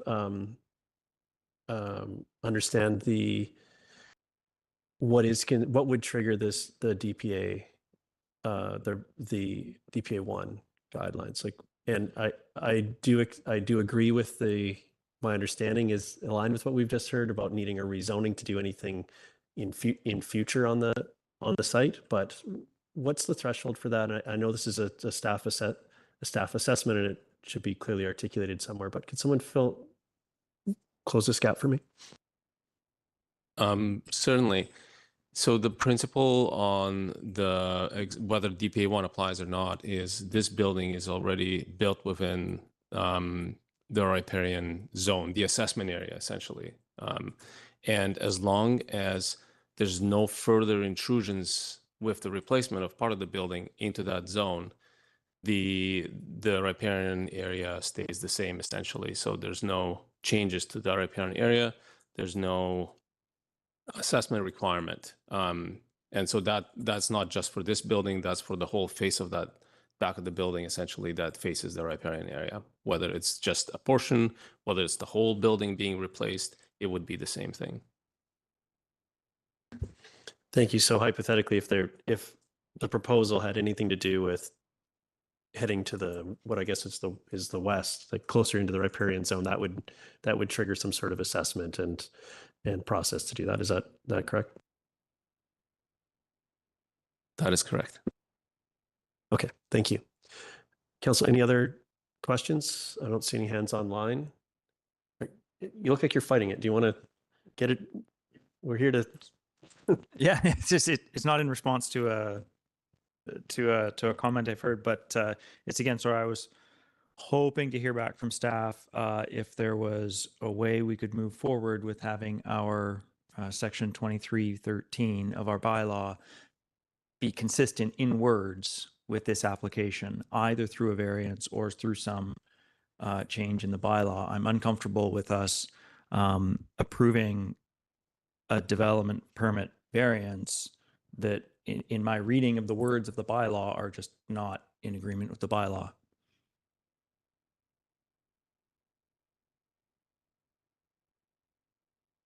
Through the mayor. So I just want to make sure that we're clear and on the same page. The bylaw that was intended and written in a way to protect the existing number of rental units on site and that they be a certain size. Those existing rental units on site, the 8 of them, are going to remain. And so the rental tenure language in the provision of the 2 sections of the bylaw are specific to those units. That doesn't mean that the whole site is zoned rental tenure. It's just those units that are zoned rental tenure. And the redevelopment process, we have to make sure that those units either stay, or if they're eliminated, they have to be rebuilt to that size. So in staff's opinion, there is no need for a variance. There could be a variance here. However, we've looked at this. We've had other applications that propose, redevelopment of property that have rental tenure on it. And our assessment is that it doesn't require variance. The problem with the variance is that we haven't advertised it if we were going to go that way. So it wouldn't be procedurally proper for us to consider that. We could include that provision if there's added clarity needed in a future zoning bylaw amendment that the district is leading to satisfy if council wishes to. So that would need to be a separate process to resolve that issue if that was a priority. So do you have another question on that or anything else? Okay. So I have a script for a closing statement here. Oh, sorry. Thank you for that.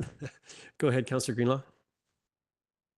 Yeah, sorry, I may have missed this previously, but I was just wondering if staff could comment on if this were a new build, a completely undeveloped lot and a new build, could staff please clarify what the riparian buffer area of a sensitive salmon spawning stream would be?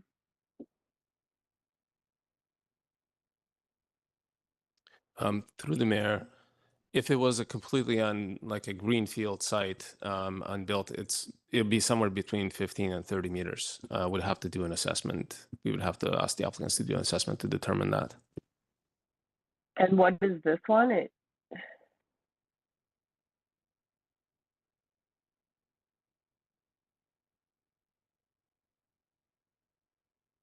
We're just looking into it.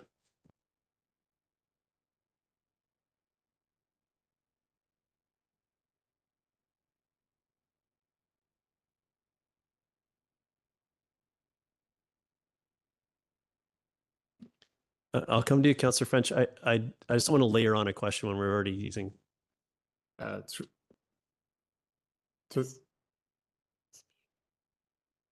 the mayor, it's approximately the same as the rebuilding setback of 7.6 meters. So less than half of the lower requirement if it were a new build. It's approximately 20 meters of the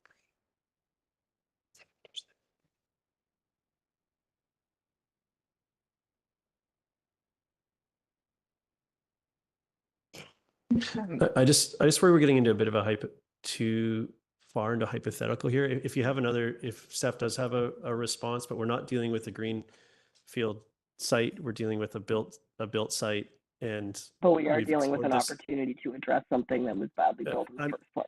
Yeah, I just want to make sure that we're in the right space here. So, do you staff have a response to the? Through the mayor, it's a bit of an question. It's difficult to answer. With the building itself is about 20 meters away from the creek. I don't have the high water mark on these drawings, so I can't accurately address that question from that perspective. But there is development within it, so it's Yeah. Okay.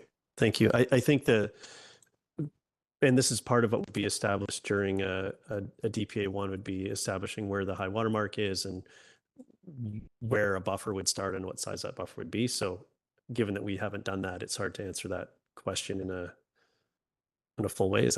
That's what I'm hearing? That's correct. Okay. Sorry, Councillor Greenland, do you have another question or need some clarity from that? Councillor French? I have a motion when you're ready for it. Okay, hold on. We have to, first I've got the public hearing piece of this to go through. So if there are no further speakers, and I see council's exhausted their questions for the planning department.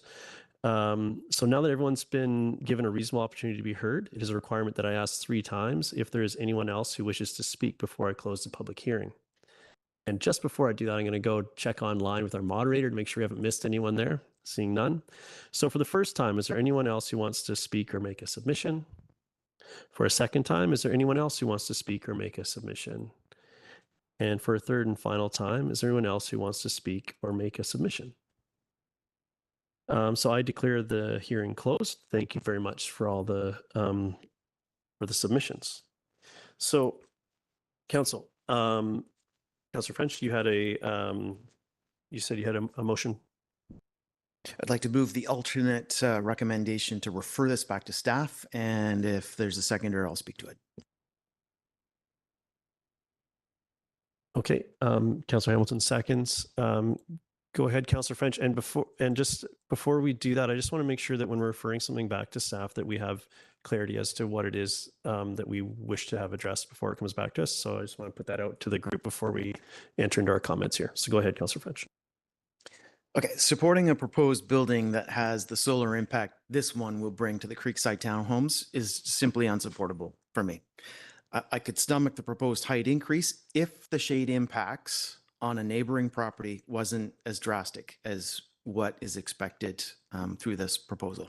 The other variances I see are reasonable. I can wrap my head around them. Redevelopment on a site like this one poses challenges around space requirements, riparian setbacks, and trees per parking spaces. I get all that, and I think that those variance requests are reasonable.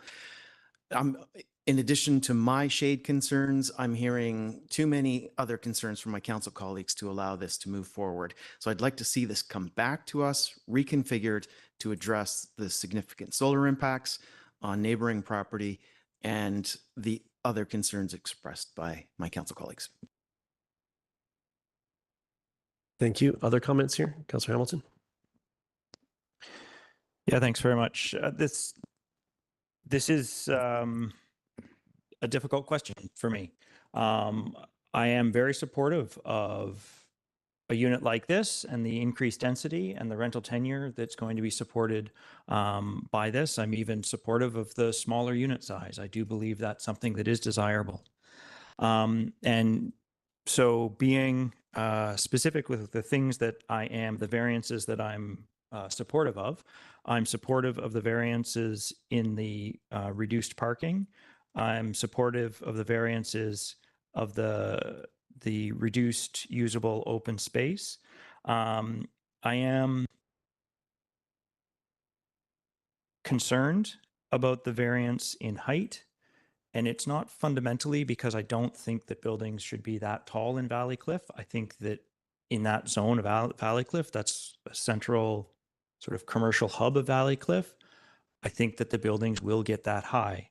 My concern is that this variance is a 10-meter variance on a 10-meter limit. That's a very large variance in my mind. And I recognize that this application has come sort of right in the line of the definition of a variance because it's not changing. It's not taking the FAR past 0.75, which is the bylaw.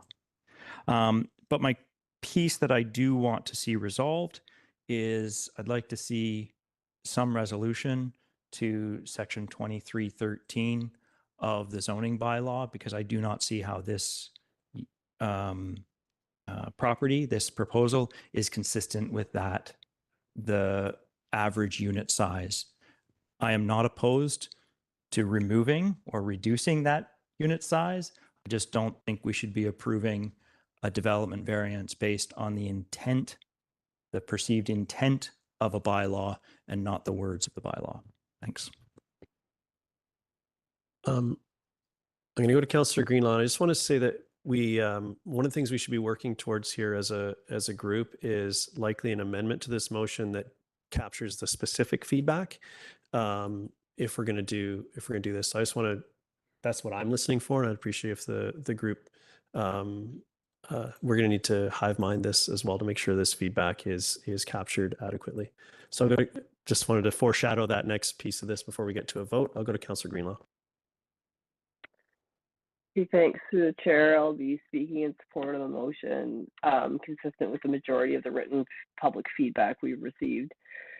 These are not minor variances. These are fundamental changes that serve to vastly increase the land value for the current owner and fail to address the core issues of our housing crisis, which are affordability and the need for larger units. Doubling the height of a building and quartering the usable open space is a significant change. And though I agree with the speaker who raised concerns about the need for rental housing, yes, absolutely. And we do have hundreds, if not thousands, of rental units coming through the development pipeline at the moment. And our housing needs reports indicate that, yes, we need rentals, but more specifically, we need affordable rentals, and even more specifically, 2 to 3 bedroom rentals. Very few of the cited families would care to live in a 460 square foot studio apartment together without any storage. It also seems that this is a short-sighted proposal for this parcel of land, given the existing adjacent building will be up for development in the relative near future. And to my mind, it is unacceptable that we do not use this as an opportunity to address the riparian issues. There is a direct correlation between salmon population decline and runoff from roadways. I'm already concerned with the proximity of this development, the developments on this site with the active spawning creek behind this building, and to not only ignore that, but to compound it with significantly increasing the traffic in immediate proximity to the salmon habitat just does not seem prudent in the land of the salmon people. The area is paved right now, but rarely used. I'm not in favor of reducing the number of trees as they are important for habitat and cooling and surface water absorption. I'm also concerned about the shadow from these buildings for the folks next door. Sunlight is already so limited in Valley Cliff. To me, this directly undermines some of our strategic plan and OCP prioritization of the environment and directly contradicts our development procedures bylaw by reducing the livability for the current residents directly next door through the reduction of sunlight and privacy. Okay, other comments on this? Councillor Pettingill?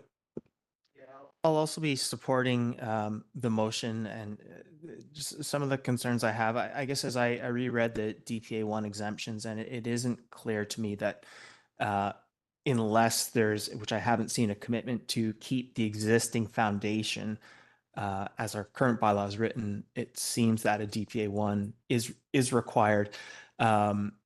With adequate assessment, I'm not necessarily opposed to this size of development in this place. I think I recognize if we're not able to do infill, then we are sprawling out and the impacts are much greater. So as much as we can, even when our current footprint extends past where we would like it to, if we can sort of adequately stay within that, I think that is a reasonable option. But it seems in this case, we may actually need that DPA1 to understand that.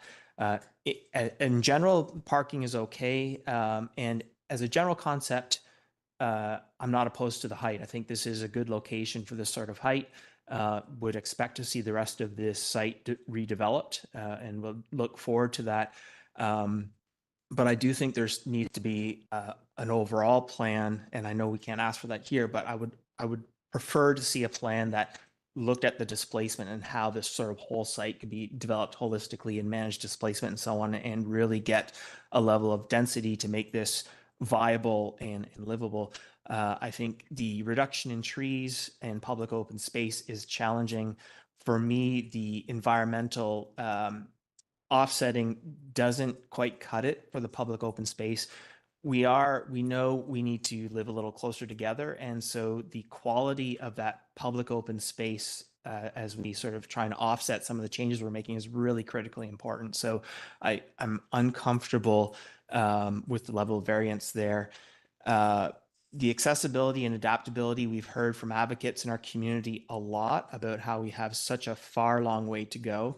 And it's not clear to me still why we can't even meet the bare minimum and why we would race to sort of avoid meeting the better standards in the building code.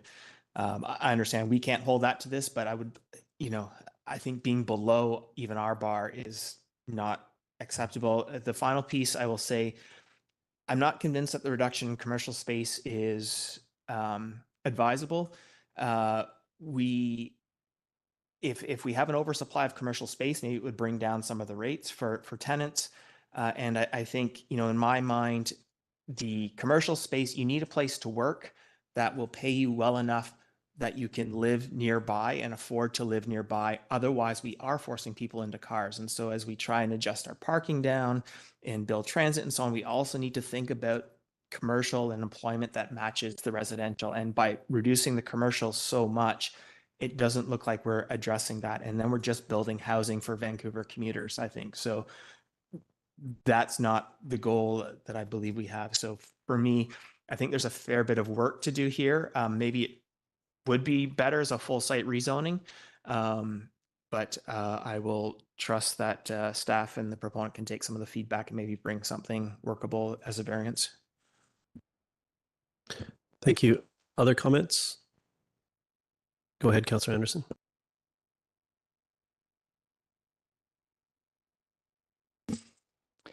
I will support the motion on the floor, but only reluctantly, and only on the issue of height and the shadowing effect for the neighboring townhouses. A few other comments. I appreciate the response to the advisory design panel on form and character. The cedar cladding, this will be the third building in Squamish with 3 stories of cedar cladding as proposed. Very welcome, and it will be as successful as the other 2 buildings are as well. The advisory design panel minutes, I'll quote from them. What about the trade-off of the proposed variance with what the building is providing? To my mind, the proposal provides a great deal. As a longtime resident of this area, Hospital Hill, this provides attractive commercial space, and we're moving towards the commercial hub that Valleycliff and Hospital Hill deserve. I think this is of good value, in addition to the market rental and the smaller units, which I support, that would be provided. We also are next to not only a bus stop, but a beeline pedestrian trail to the downtown and 3 schools. Very generally, I think we still have a ways to go before a neighborhood hub and other neighborhood amenities are realized for Valleycliff. Valleycliff is shortchanged right now, always has been. With respect to this, and it's too bad that we don't yet have a neighborhood plan or a Parks and Recreation master plan update to give guidance on where we can go generally for this precinct and for Valleycliff with respect to gathering places and these types of cultural and community amenities. Also generally regarding the traffic planning for Valleycliff, and this has been raised by a couple of people tonight, there is hesitancy, I note, in our draft transportation master plan regarding a second access for Valleycliff. And I think this is relevant to bring up here.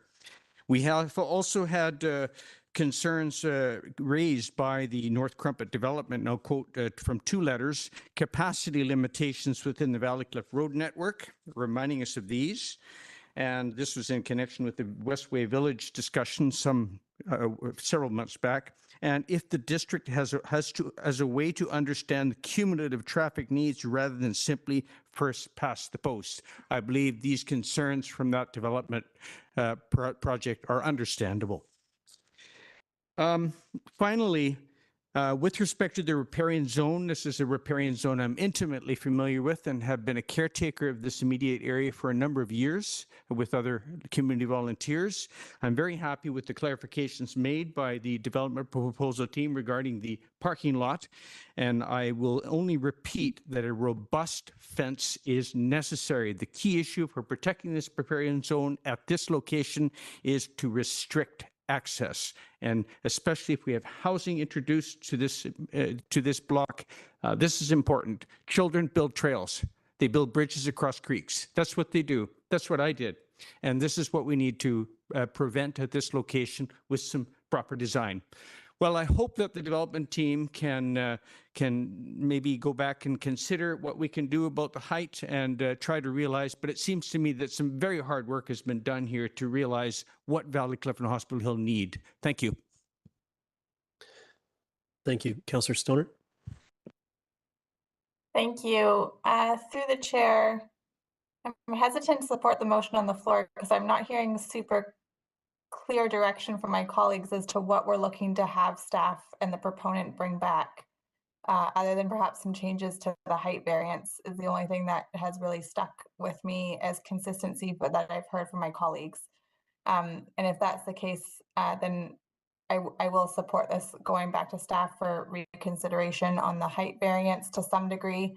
But I think one of the challenges that I have with this proposal is we're asking a lot of one particular lot and one particular redevelopment. And there are a lot of trade-offs here. It's interesting. I think this is one of the first pieces of property that we're seeing come forward for redevelopment under the residential rental tenure component, at least since we brought in that zoning. And this actually ensures that the folks in those existing 8 rental units are not displaced. What I think is perhaps lacking is if there's any opportunity for conversation with the developer in terms of ensuring any future development that there's first right of refusal for the folks who are in those 8 units, that they could have first right of refusal for the new building so that they don't get displaced if future redevelopment does happen or something of the sort. So I'd be curious if that sort of conversation is available. If this is going to go back to staff, to me, that would make the height variance more defensible. Otherwise, the other concerns that I have are around the size of the units, the lack of 3 bedrooms, as well as the reduction in the usable open space. I think some level of reduction is fair, but it's difficult for me to justify what is being presented here as the most fulsome reduction without fully understanding what percentage is actually being provided on the developable land. So those, to me, are the pieces that are kind of still lacking, that if this were to go back to staff, some additional clarity there would be helpful. But I'm hesitant to just support the motion on the floor with the lack of clarity from my council colleagues on what we're sending back to staff at this point. Thank you. And Councillor Stoner, I share your concern around the clarity that council is providing here, and I think I'll make my comments on the motion and the project, but I do think that an amendment that's specific to what should be addressed going forward would be appropriate. So that said, I think the refer back to staff and a change in height might just be the same as voting this down as far as viability of the project. I think that it's important to recognize that we arrived here considering this and being asked for what is a sizable variance in height in an effort to not displace the tenants, both the commercial tenants, which we've heard here tonight, that's an important factor, and the folks living in the existing accommodation on the property. So there's not the reason that we have this, we're being asked to consider this height, in my opinion, is to ensure that there's not disruption for the for those tenants. So then the available density is being put into this spot in this form, which requires this height. So as far as the trade-offs go, I do think that I've heard some discussion today about around the riparian zone. Our staff or the environmental team and our planning team are the professionals that understand what applies when and the design of the mitigation measures. So I don't know, we should be talking about what type of fence should be here, or if the environmental professionals should be deciding what type of fence goes where and when a riparian zone does or doesn't come into play.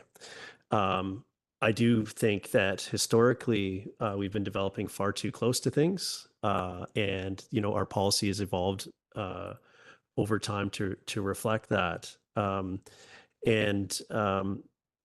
So I think that with this, I in the name of supporting the tenants, both residential and commercial tenants of the existing buildings and saving them from being displaced for a period of time, right of refusal or not, the alternate here to me is that we're risking having this whole site redevelop to the same density that's here without a rezone.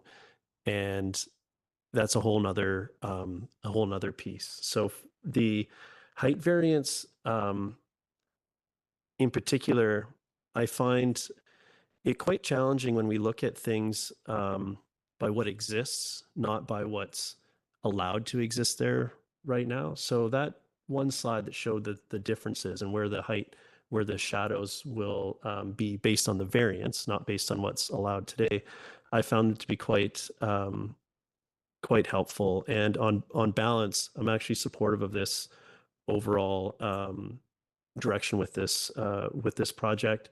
The trade-off is very clear that we are looking at this height variance to avoid displacing the tenants that are there. I think that referring this back might just kill this project and see it come back in a form that may not be better for the community. So I'm very hesitant to support this motion as it sits without very specifics, so we can debate the specific guidance. So at this point, I won't be supporting the motion, and frankly, I'm not sure that there's an amendment to this motion that makes it supportable from my perspective. Councillor Pettingill.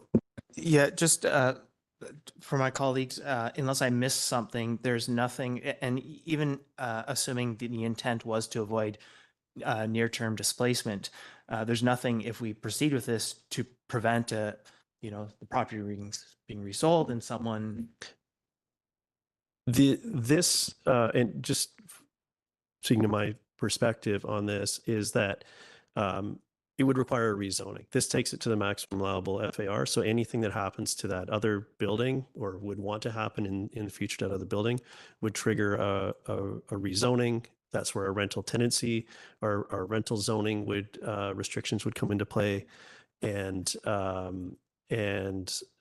at this point, the same thing cannot happen on the other part of the property without a very extensive process that would have whatever that upzoning would look like and whatever requirements would come with that. Yeah, I guess I think I think we're saying the same thing maybe, but unless I'm getting confused. But I just wanted to. I'll leave. So, Council, I'll be looking for I think an amendment to this would be appropriate, but I'm not supportive of the motion as it sits, and I'm not in a position to recommend an amendment because I don't think I'll be supporting. So, is there anyone that would like to offer a suggested amendment, or I can call the question as it sits? Okay, seeing no hands, we're working with the wording of the motion is refer back to staff. I guess that's the question we're gonna call. So I guess I'll call the question. All in favor? And opposed? Mayor Herford and Councillor Anderson oppose. Oh, and Councillor Stoner oppose. Motion carries. Thank you. So let's take a quick recess just to reset here, and then we'll come back. So we'll have let's take 10, and then we're going to come back and we're going to revisit. I would like to revisit the unscheduled public attendance. Thank you for your patience in attending through this piece. We'll give that a little more space and some clarity for you and for us. So right now we'll recess and we'll be back in 10 minutes for everyone online.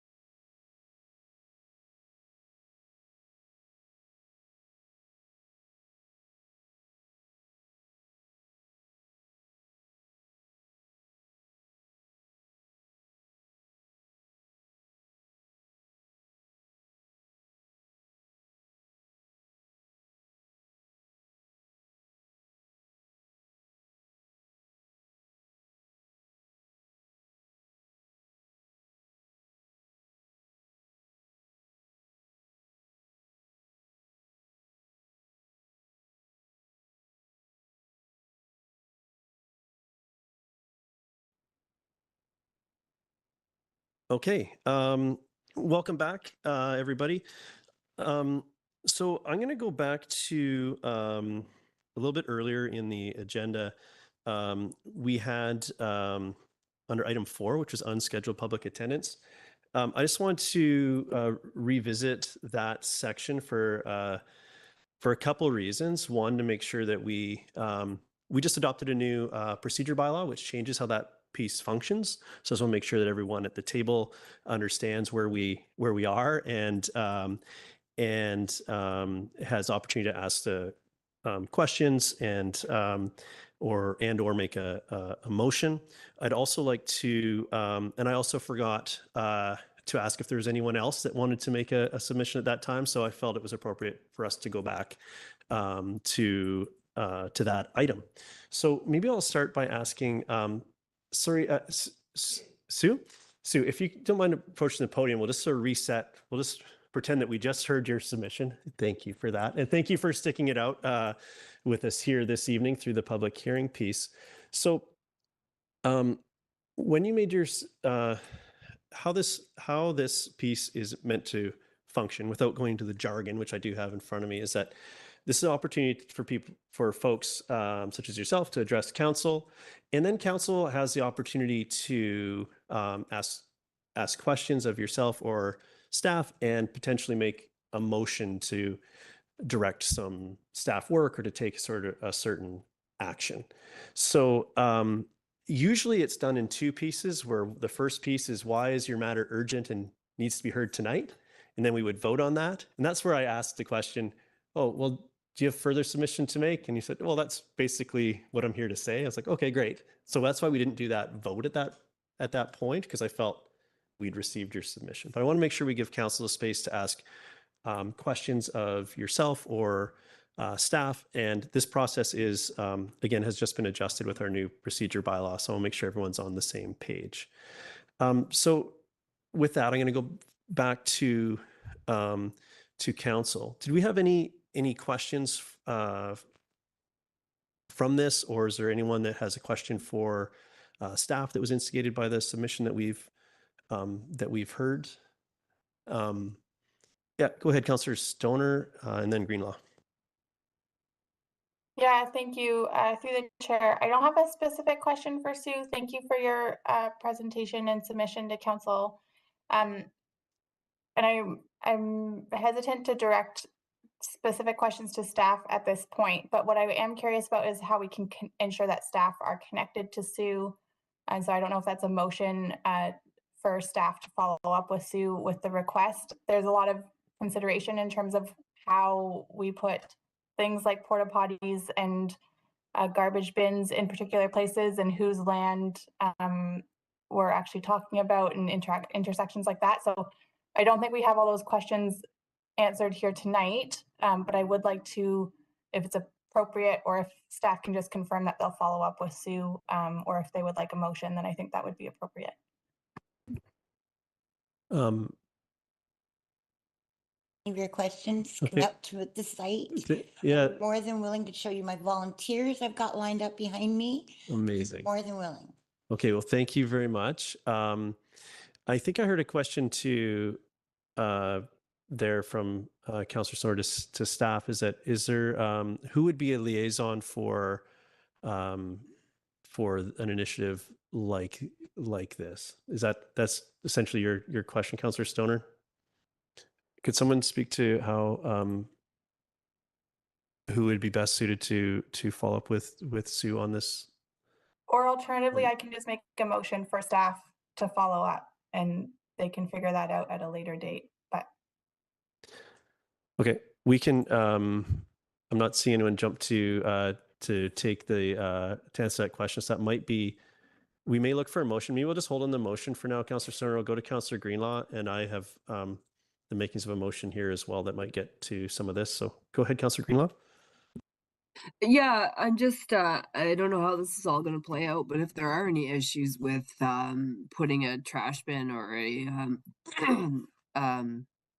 sorry, a dumpster on site, is there any way that we can facilitate, you know, a one-time cleanup of the area as we've done with the encampment behind Under One Roof? And if so, how do we get that done? Yeah, I think that was I think that was a question for us, and I'll just make sure that I'll just give that, and then I'll take your input on that as well. But I want to go to staff, see if there's a response to that, or if it requires more consideration before providing a response, which is also fine. In which case, I have a motion to that effect.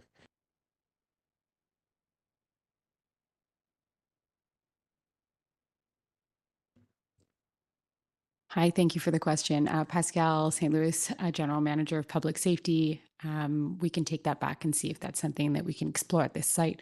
There's a lot of considerations we'd have to look into and follow up on, aka, you know, what is the property ownership and the implications of doing that, but something we could explore. Okay.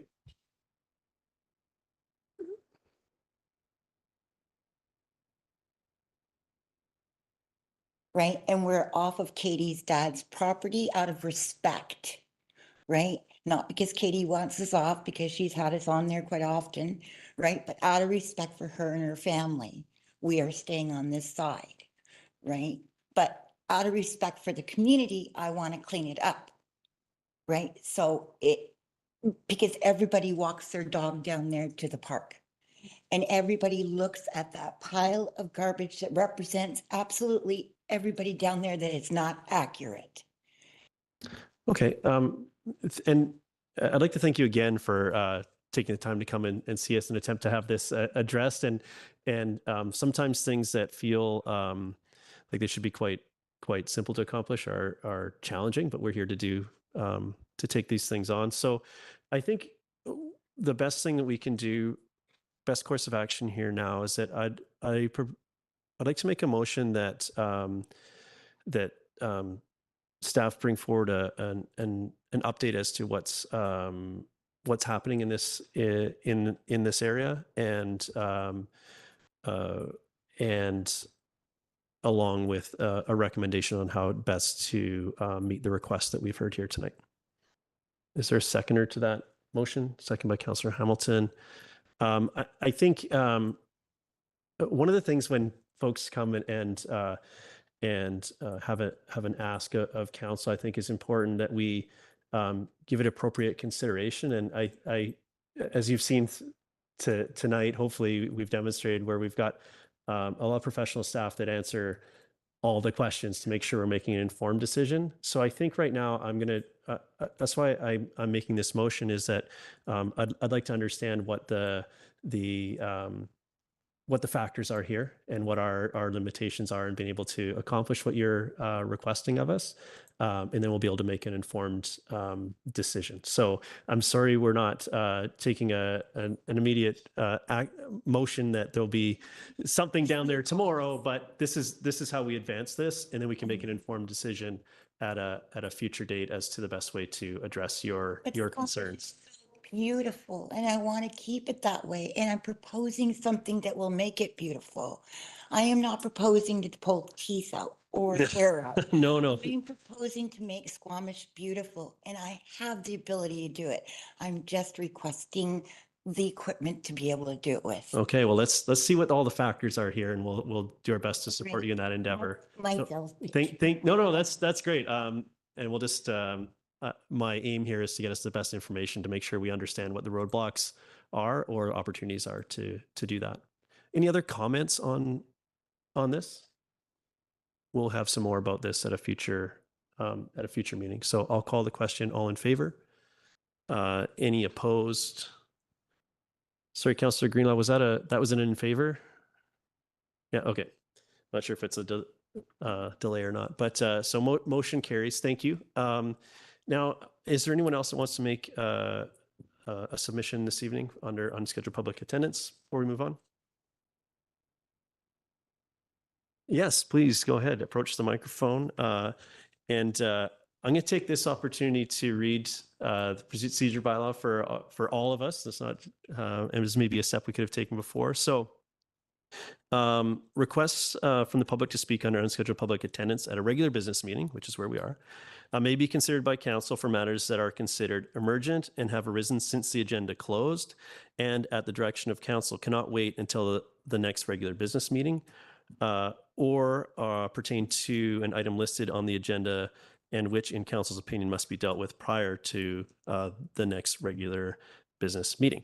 So you have, I believe it's 2 minutes to make the case as to why we need to hear from you this evening. Then we vote. You've got 3 minutes to address council. Yeah, so I think you should, well, I mean, I don't have much to say except what I'm going to say because I don't need you guys to listen to me again. Because, but basically, the issue of vehicle residents in Squamish continues to be evaded by the District of Squamish. We had proposed a permit system multiple times, and you guys said that it was not possible because of the resources and you just couldn't invest it. But you have this issue of paid parking that you're willing to put in. And I did write a letter to Squamish Council regarding this, and I'm not sure if anyone read it because I didn't receive any responses. But two things: marketing paid parking as tourist space is misleading because the bylaw is also marketed as tourist space, and that does not mean that it doesn't affect locals as it does. Like locals are impacted more than tourists with both the bylaw and as they will be with the paid parking, which I'm adamantly opposed, as is everyone I've spoken to about it. In terms of vehicle residents, like, I mean, yeah, the vehicle res has been an issue that's received over 400 letters to the district, which is maybe more than wood fiber LNG. Maybe it's like the second, it's like, it's a very important issue that has received letters since 2019, before Andrew as on council. So he's maybe not aware of that. But a recent project, as you know, that one of Andrew's students showed that the approximate cost for an annual permit system for a vehicle resident would be for us around $300 or $400 a year, and it would offer the district, $96,000 a year. It doesn't take any extra resources. The bylaw is already there. It wouldn't require parking meters, and more importantly, it would reverse the stigma that the bylaw has been legislated, which we have experienced on multiple occasions. Yeah, I just feel like vehicle residents are important. We contribute to the economy. There's a lot of people that come here in the summer that live in vehicles and that work minimum wage jobs, and they're continually displaced. They're continually woken up. We're displaced, like, even like speaking on Stu's behalf too. Like, I mean, I just feel like you cannot keep ignoring us. We're still here. We're not going away. If you can initiate paid parking, I think you can initiate something for vehicle residents. Yeah, we're people. We deserve to be treated like people, not like criminals. Yeah, and criminalizing people that are living differently or that are stuck in a vehicle for reasons that they are outside of their control. I mean, I think y'all have to see that vehicle residents are so diverse, and we belong here, and we shouldn't be continually ignored. So yeah,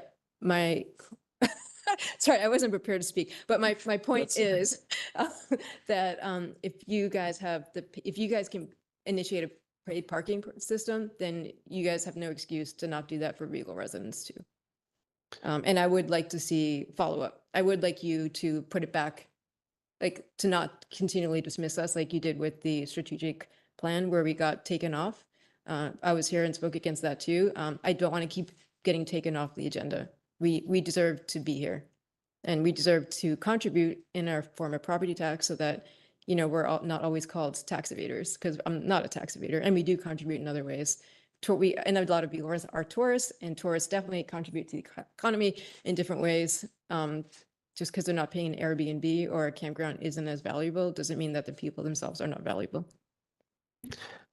Thank you for your comments tonight. And I know that, and for those, we've discussed this both you and I directly, and also as a group in a few different formats.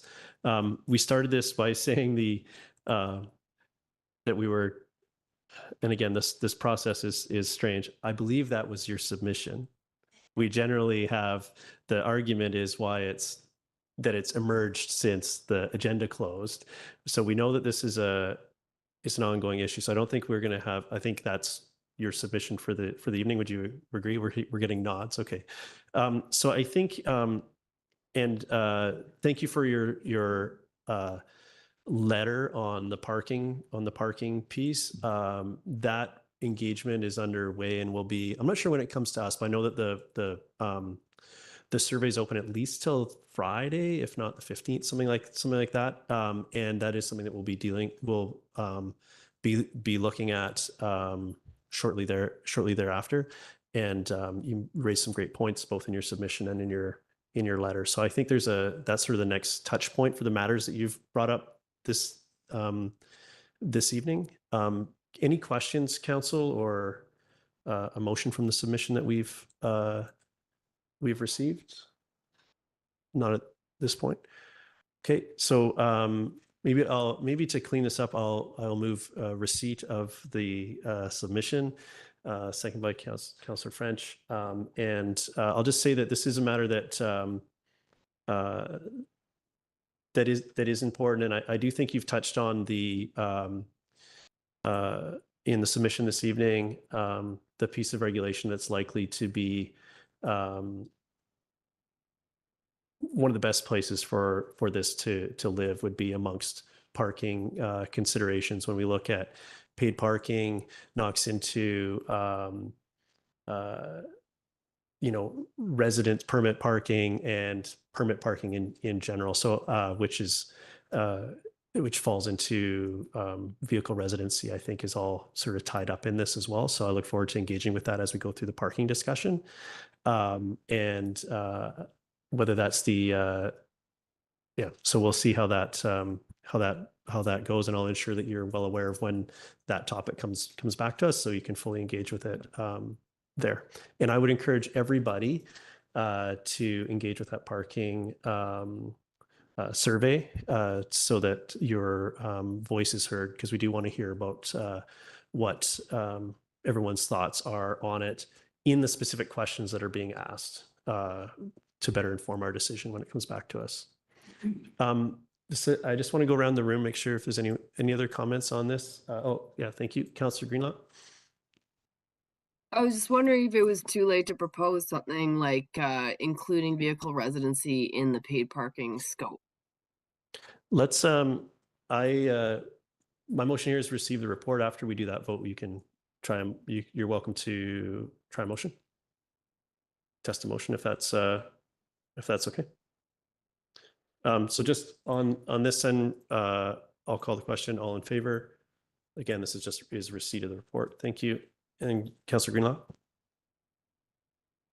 Yeah, I guess I'll test a motion to have vehicle residency considered in the paid parking scope. Is there a seconder for the motion? You're welcome to. Are you seconding that? Yeah. I'll go to Councillor Greenlaw for comments here, and then I'll go to you as the seconder. Yeah, thanks. Through the chair, this does seem like a logical time to start considering something like a safe lot system, and to explore that option while we're introducing, different paid parking permits. Yep. Thank you. I think it's time for it. We've been talking about this for a long time, and to Ms. Pigeon's point, they have been repeatedly dismissed by this council and councils of the past. And I don't think the problem is going away. I think it does need to be addressed, and I think it should be addressed mindfully. And I think this is a practical and realistic time to do that. Councillor Hamilton? Yeah, I seconded the motion to be able to speak to it. I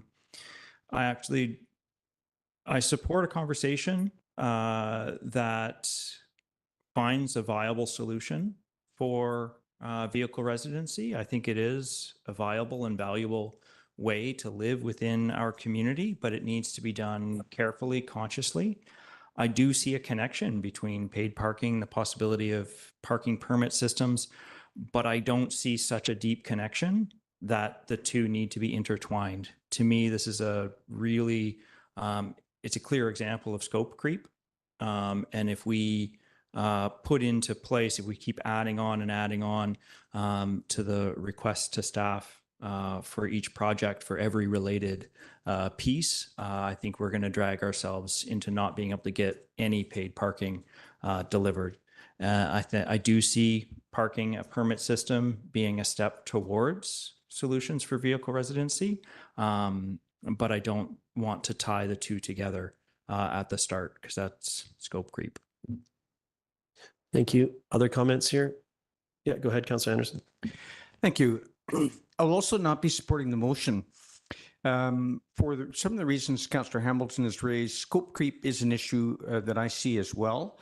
And it's also another issue is that we have other overlapping issues that tie into vehicle residency that will not be addressed in the paid parking scheme. Namely, we have insufficient campgrounds for RV units, and I see some overlap there. I do, however, look forward to the opportunity if there is, if it emerges and arises from the report that will be presented to us shortly on paid parking, to comment on the relevancy for vehicle residents.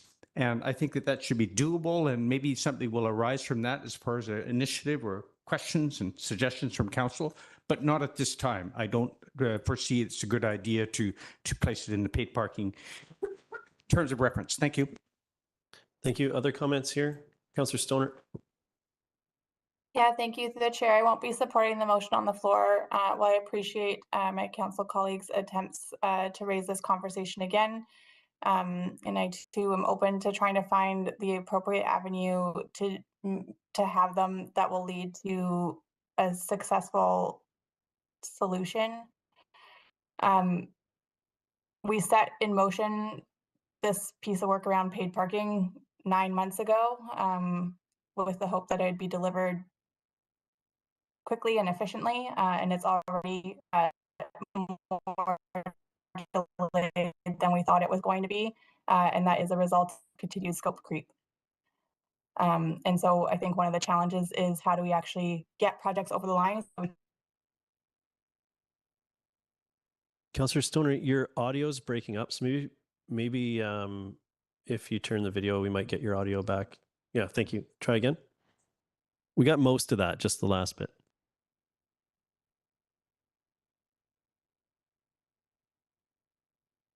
We seem to have lost Councillor Stoner.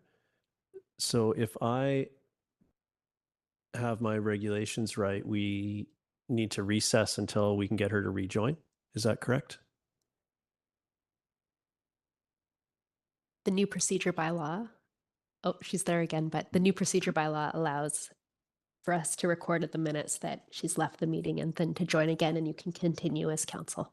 Okay, so it'd be only if we lost quorum or something like that. Okay. Hey, Councillor Stoner, do you want to try again on the on your comments there? I cut you off as soon as we lost you, so I don't think we lost too much, but do you want to try again?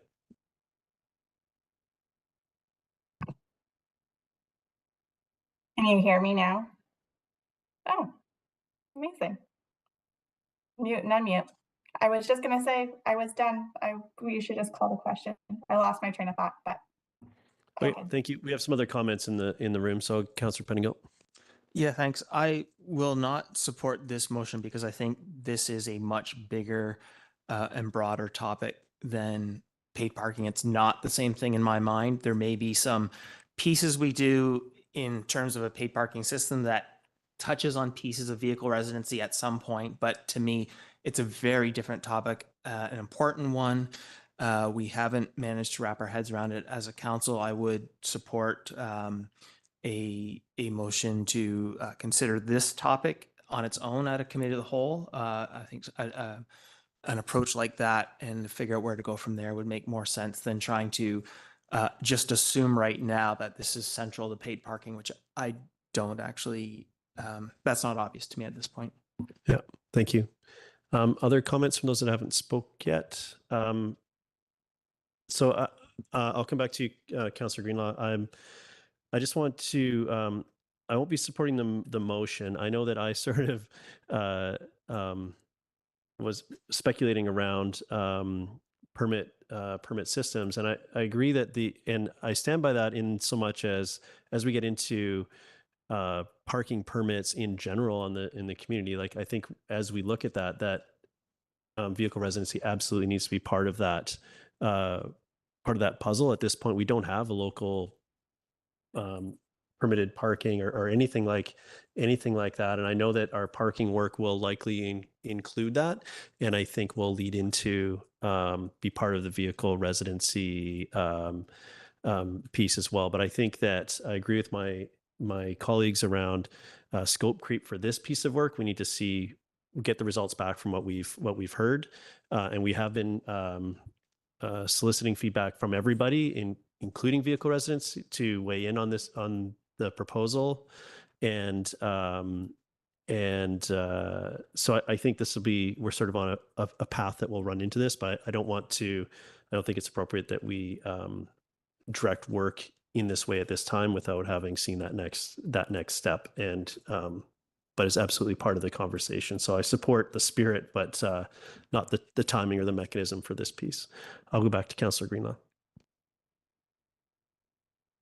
Yeah, I mean, I get that this could be seen as scope creep to some people, and it is a bit of shoehorning it in somewhere, because these people have been waiting a really long time for a solution, and I've tried other avenues to bring it to this council, and none of them have flown. So we're just trying to get some forward momentum, because this issue needs to be addressed.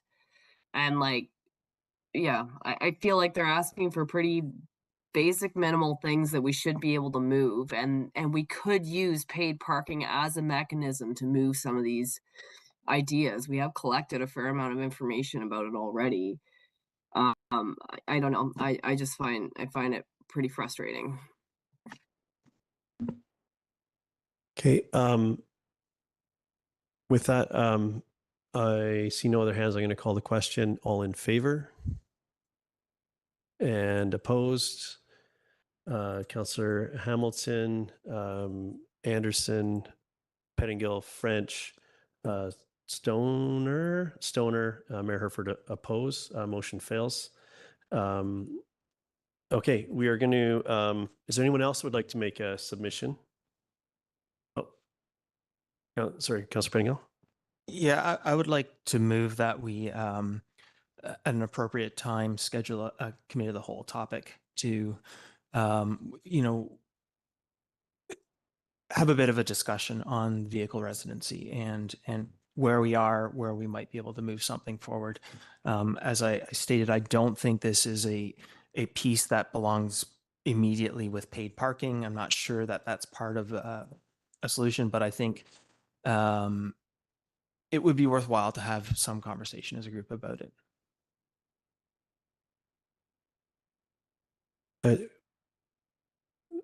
I felt like a statement, which I generally agree with some of the sentiments of that. But do you have a motion? It felt like it was longer than a motion. That we schedule a committee of the whole discussion. The mayor schedules a committee of the whole discussion for the topic or of vehicle residency. But I think a motion should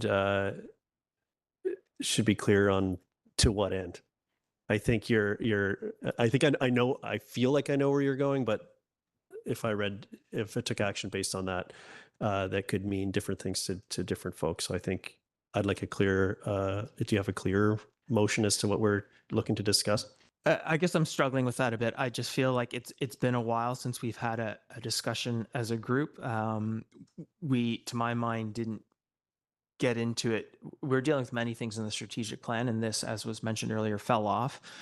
So I'm just looking for a space to have a bit of a discussion as a group, and I don't, in my mind, have clarity on where that goes. That may lead to a referral to the strategic plan to do a bit more work. It may lead to, I don't know. I'm just looking, I think just a bit of a... Sorry, so I've got a couple. I'm going to turn it into a question for staff. We generally receive an update around visitor management and so on in the early months of the year, and do we have an understanding of the timeline? To me, that's a natural place to discuss this. That's where those regulations, we get an update on the impact of these regulations. I was trying to understand if we need to create a special opportunity or if there's one coming to us here. And so that's the question is, should we expect to see that this year? And if so, when? Hi, Pascal St. Louis, General Manager of Public Safety. I don't have an anticipated date for an update related to visitor management at this time planned. So would welcome. Okay. Mr. Stoner? Yeah, it's my understanding that visitor management has been operationalized and there's not regular check-ins with council on that. But we could certainly come back if council chooses. Okay. And then the second piece is I think that the reason, I feel like these pieces that do take work should be driven by a strategic plan. We do have strategic plan review, which is the appropriate place for this. I feel coming in, we do that in Q1. So soon, I know time moves strangely in this room, but that's soon. So I think that, again, that's the appropriate place would be the most appropriate place for this. Otherwise, we're directing actions that are outside of our outside of strategic plan, which is what we try to not avoid. So I think I'll move that we refer vehicle residency and permitting and related pieces to strategic plan review. And we can have another discussion around priorities and see what has to drop off for that. But sorry, I'm commenting. Refer this to strategic plan review, which is meant to happen in the next month or so. Are you seconding that, Councilor Benningham? Thank you. I think this I think it's an important it is an important subject, as I like to think this room is meant to deal with. I think, but it is important to recognize the capacity and priorities, and that discussion needs to be had where for that work to advance, something needs to drop off, and is that a trade-off that we're willing to make as a council? And I know that wasn't the way it went last time we discussed this, and I do think it's important when we check in with the priorities that we look at the things that were considered last time again, and check in and make sure that we really understand the trade-offs that we're being asked to make as we direct this work. And that's why I wasn't supportive of directing work today, because it comes at an expense and a capacity that we need to make sure that we're mindful of. So that's why I've made this motion, and I appreciate your support in that direction, and then having that discussion in the appropriate place and time, which is coming at us quickly. Any other comments on this? Councillor Pettingill? Yeah, just for a bit of context, one of the reasons why I attempted committee of the whole, and I was thinking a briefer discussion in my mind before going to strategic planning, is just reflecting back on the last discussion. Just want to make sure that especially our new council colleagues have all the context and to have that strategic plan discussion. But I feel like we can have that discussion offline, and if we do need a check-in before we get to strategic plan, we can work that out. And so as long as we have at least the strategic plan placeholder, I'm fine. Thank you. Okay, thank you. Any other comments on this? I'll call the question. All in favor? Any opposed? Motion carries. Thank you. Okay. I would like to, we'll move on now. We're on to the consent agenda. Is there anyone who wants to pull anything from the consent agenda? Councillor Pettingill? Yes, 6B2, the BC Transit letter. Okay, thank you. We'll deal with that at the appropriate time. So we've pulled 6B2. Is there anyone else that would like to pull anything from the agenda, from the consent agenda? Seeing none, I'll move the consent agenda. Is there a seconder? Seconded by Councillor French. All in favor? Any opposed? Was that an in favor? Councillor Greenlaw, I think we've got a delay. I don't know if it's, okay, thank you. Motion carries. And then we will, we are not going to have the housing agreement discussion this evening, as that isn't necessary based on the outcome of an earlier discussion. So now we're moving on to the solid waste and business license bylaw related amendments. And we have our staff here to present.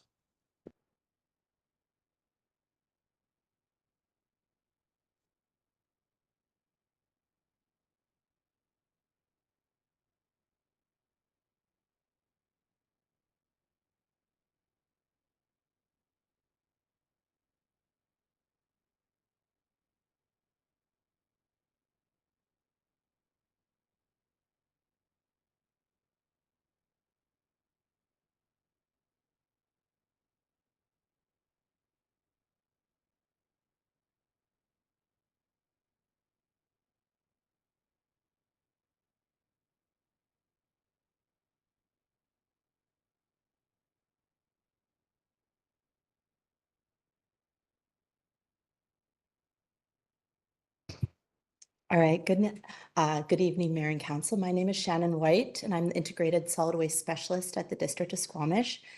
And I'm joined this evening with my colleagues Laura Wittenzellner, the Outreach Sustainability Coordinator, as well as in the audience there is Ian Pickett's, the Manager of Sustainability and Climate Change, as well as Colin McCarthy, our Building Services Manager, is online as well for this presentation.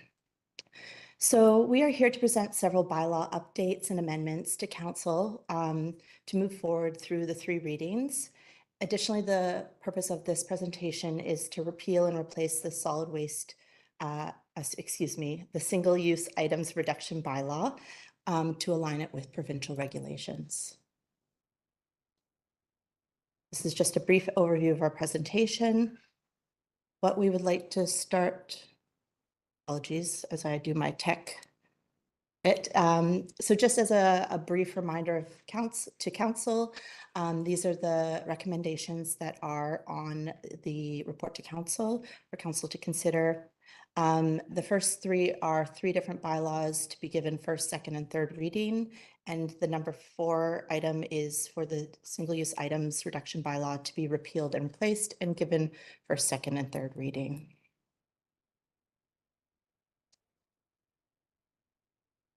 So to start us off, the Squamish landfill, which services residents of the District of Squamish, SLRD, Electoral Area D, and Squamish Nation, as many are aware, has about 5 years left of capacity in it. And the District of Squamish staff are working diligently to ensure that truly only garbage is ending up in the landfill and really try and divert as many recyclables and organics away from the site as possible.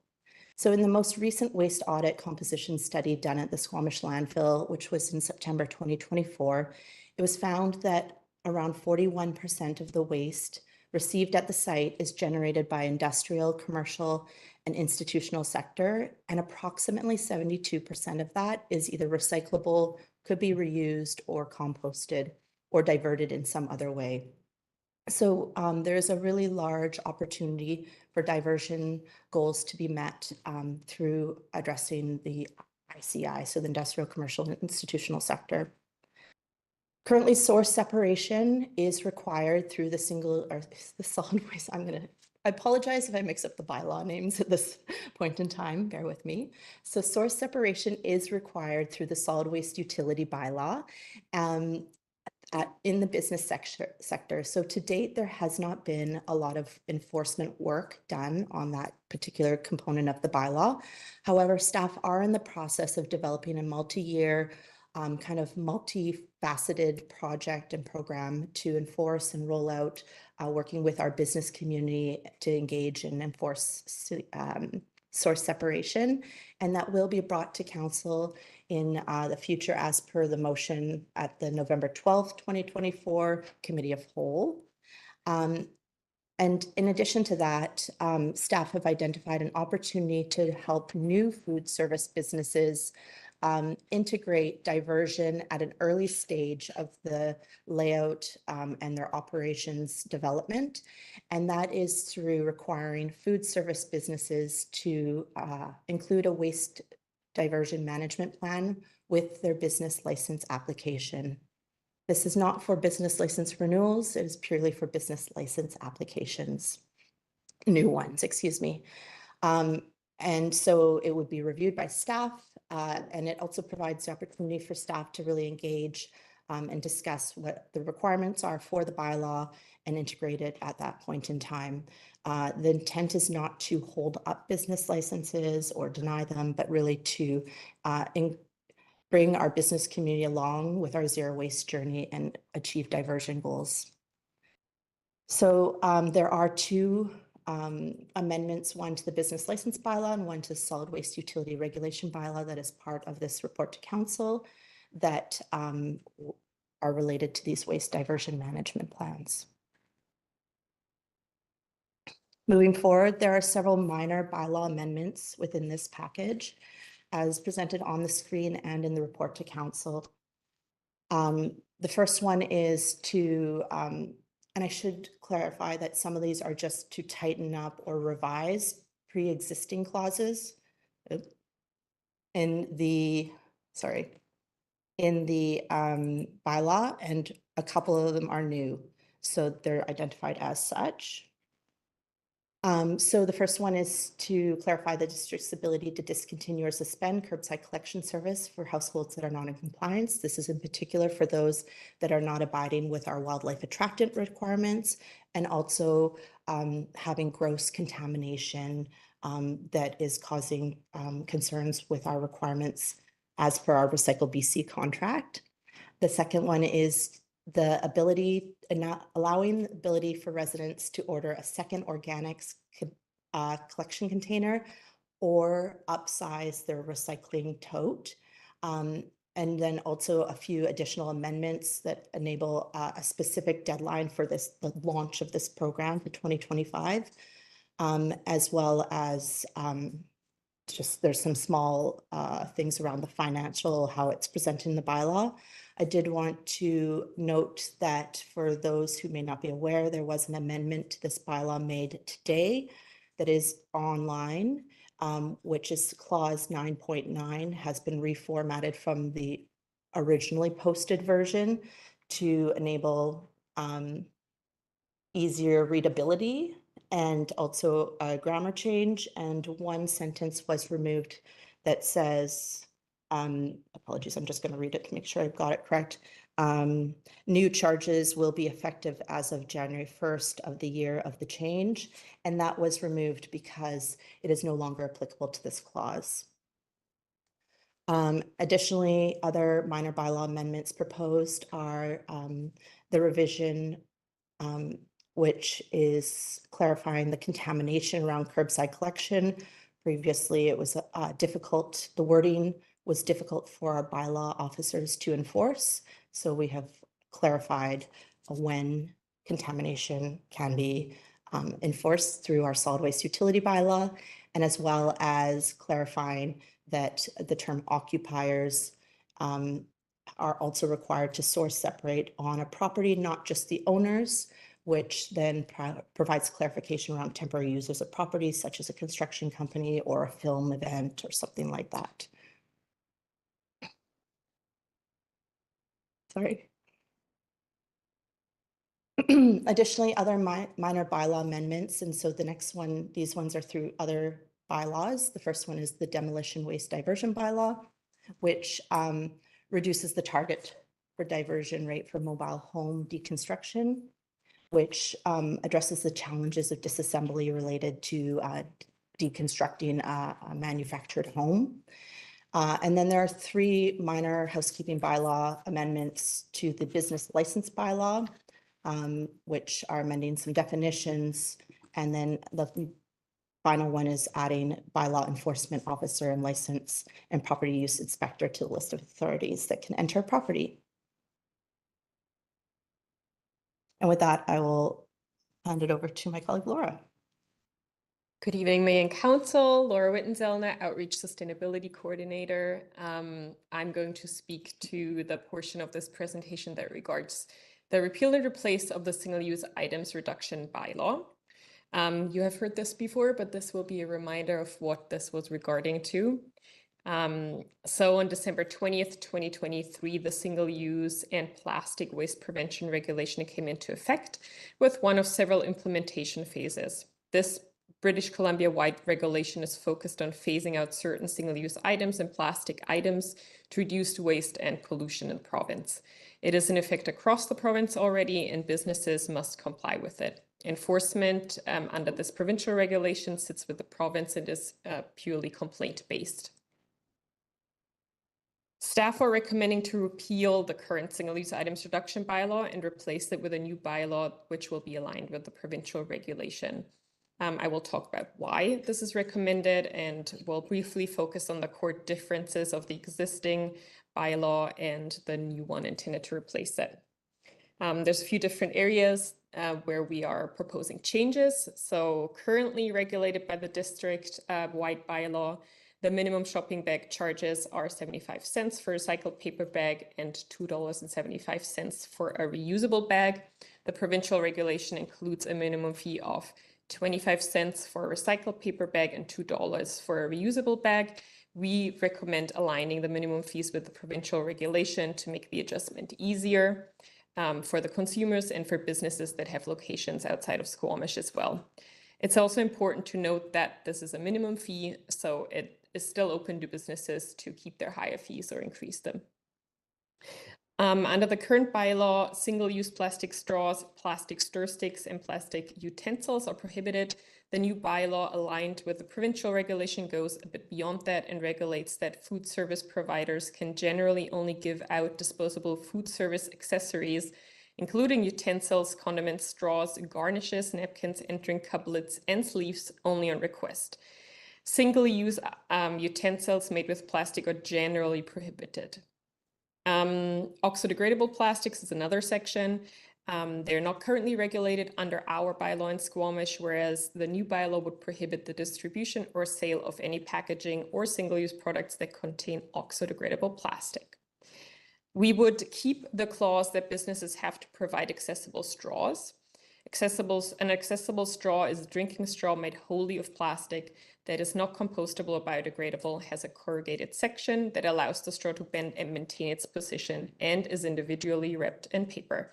We consider it important to require that businesses continue to stock accessible straws for people with disabilities, reduced mobility, or other medical needs. Generally, the new bylaw, as aligned with the provincial regulation, goes into more detail and provides more in-depth regulation of single-use items. So in summary, we would like to repeal the existing bylaw and replace it with the new one for several reasons. We think that harmonization with the provincial regulation makes the implementation easier for businesses with locations outside of Squamish. We think that having the same rules across the province makes it easier for residents to adjust. It would allow us to use materials and tools for education and awareness provided by the province, and we wouldn't have to develop those internally. And while it would be possible to repeal the bylaw and rely solely on the regulation, we would like to keep the opportunity to locally enforce and not rely on the province for that. In addition, if the provincial regulation ever got repealed, we would still have our locally enforceable bylaw.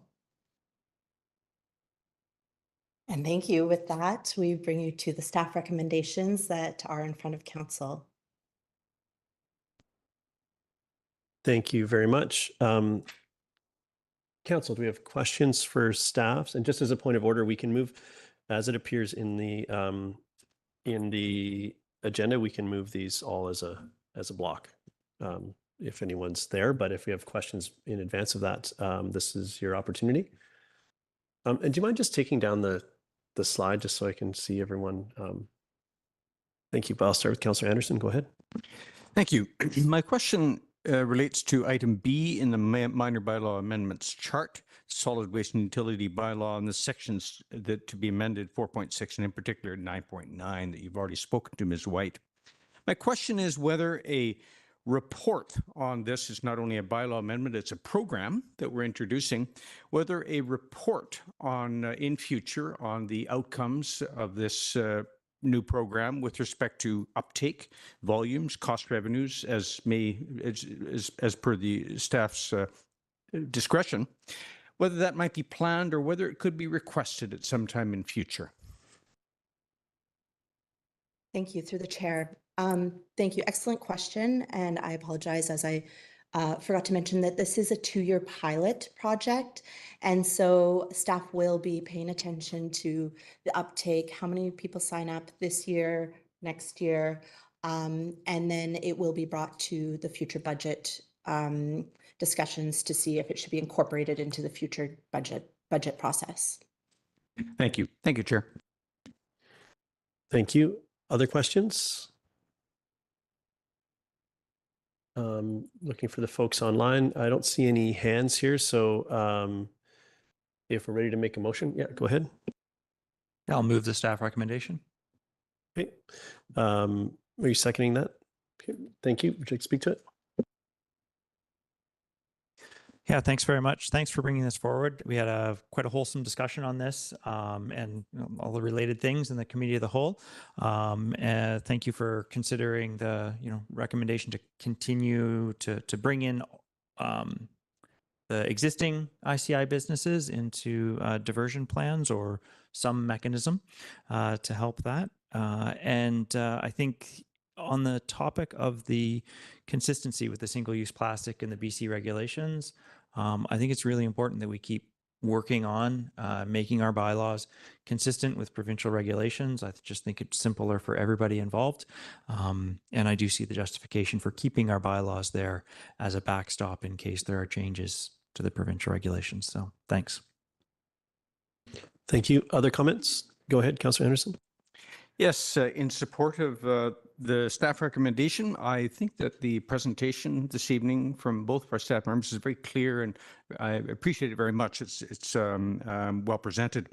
The reason why I'm curious about a report in 2 years' time after the end of the trial period is that I have in front of me a presentation chart, a presentation by Ms. White exactly 4 years and 1 month ago. In fact, it's 6 years and 1 month ago. And it's titled Curbside Collection Tonnage by Month and Stream.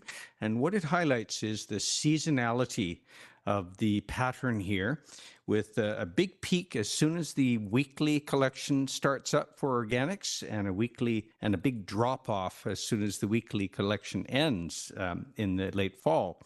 So we have this seasonality in organics and yard waste collection.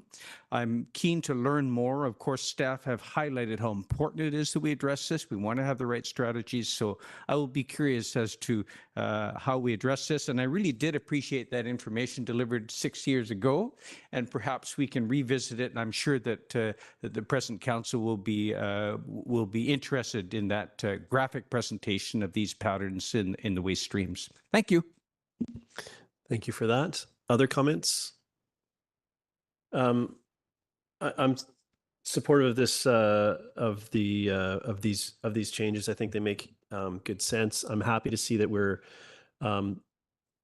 keeping our single-use bylaw, and it is aligning with the current provincial regulations. I think it's important that we maintain the enforceability of ours here rather than relying on the province to do so, which is sort of the other option.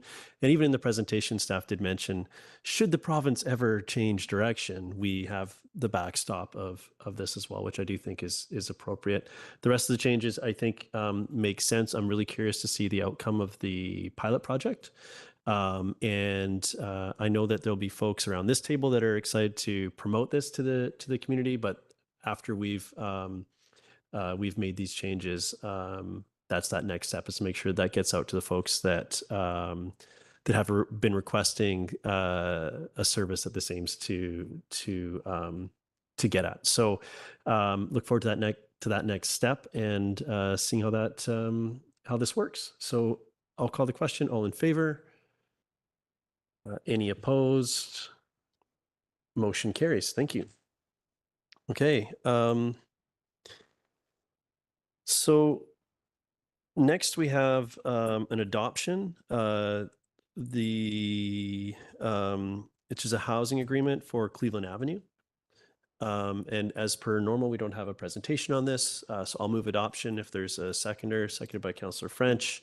Again, this is procedural, and at adoption, we know that the I's are dotted and the T's are crossed, but conceptually, we've debated this and advanced the work to this point, so easy to support. I'll call the question. All in favor? Any opposed? Motion carries. Thank you. We have corporate administration. We have appointment of a deputy corporate officer and a rescind. This is just the motion. There's no presentation on this. So Councillor Hamilton moves. Councillor French seconds. All in favor? Motion carries. Thank you very much. And congratulations to Sarah Morris, our new deputy corporate officer for this year's Squamish. With no related agenda items, correspondence action requested. We have nothing there, but item 11 is items referred from the consent agenda.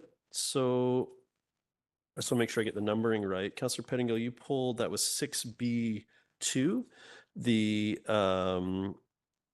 transit facility property acquisition. Do you want to speak to it? Yeah, thank you. I just wanted to pull this to highlight it because it's kind of a big deal. It doesn't really look like it from the title, but BC Transit has acquired some property which apparently can house over time up to 50 buses. We know in terms of increasing our transit, many people want that. Regional transit, all of these things, there's been a number of obstacles. Buses is one, and a place to put buses has been another obstacle. So this doesn't solve all the problems, but with the price of land and the unavailability of land, having this piece is a huge, huge deal for our community. And so it's really worth celebrating. And thank you to everyone on our team who worked to make this happen. It's been a long time coming, so it's really exciting to see this. And with that, I'll move to receive. Thank you. I'll second that. We'll go around comments. I'll say do you want to start with comments? Thank you, Councillor Pettingill, for pulling this. Yeah, I fully agree. It's not kind of a big deal. It is a huge deal. And this is very important for the future of not just our transit system here in Squamish, but potentially, probably, hopefully, regional transit. And I was going to end it there, but I've got the mic and I might as well take the opportunity. Our new MLA, Jeremy Valloret, has been talking a lot in the last little bit about regional transit. It sounds like he has got the provincial NDP seeing the benefits and agreeing with us here in the corridor that it is a no-brainer. So I support receiving the letter from Mr. Rigma. Thank you. Other comments? Just thank my colleague for highlighting this. I think this is an important piece of the puzzle, both to continue to advance transit service internally, and is something that is much needed should or when the provincial powers that be endorse a path forward for a regional transit. So I do think this is an important piece. We have been challenged even with implementing our internal expansions here. So this addresses that and leaves capacity that I think is best used for that regional piece. So hopefully this is the first piece of multiples that will advance our public transit in Squamish and hopefully the Sea to Sky as a whole. So really, really exciting piece, and yeah, so happy to have received this letter and to receive it now here in this meeting. So I'll call the question. All in favor? Motion carries. Thank you.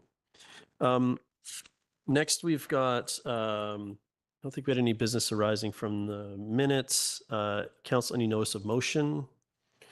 Open question period. Anybody looking for clarification? Yeah, go ahead.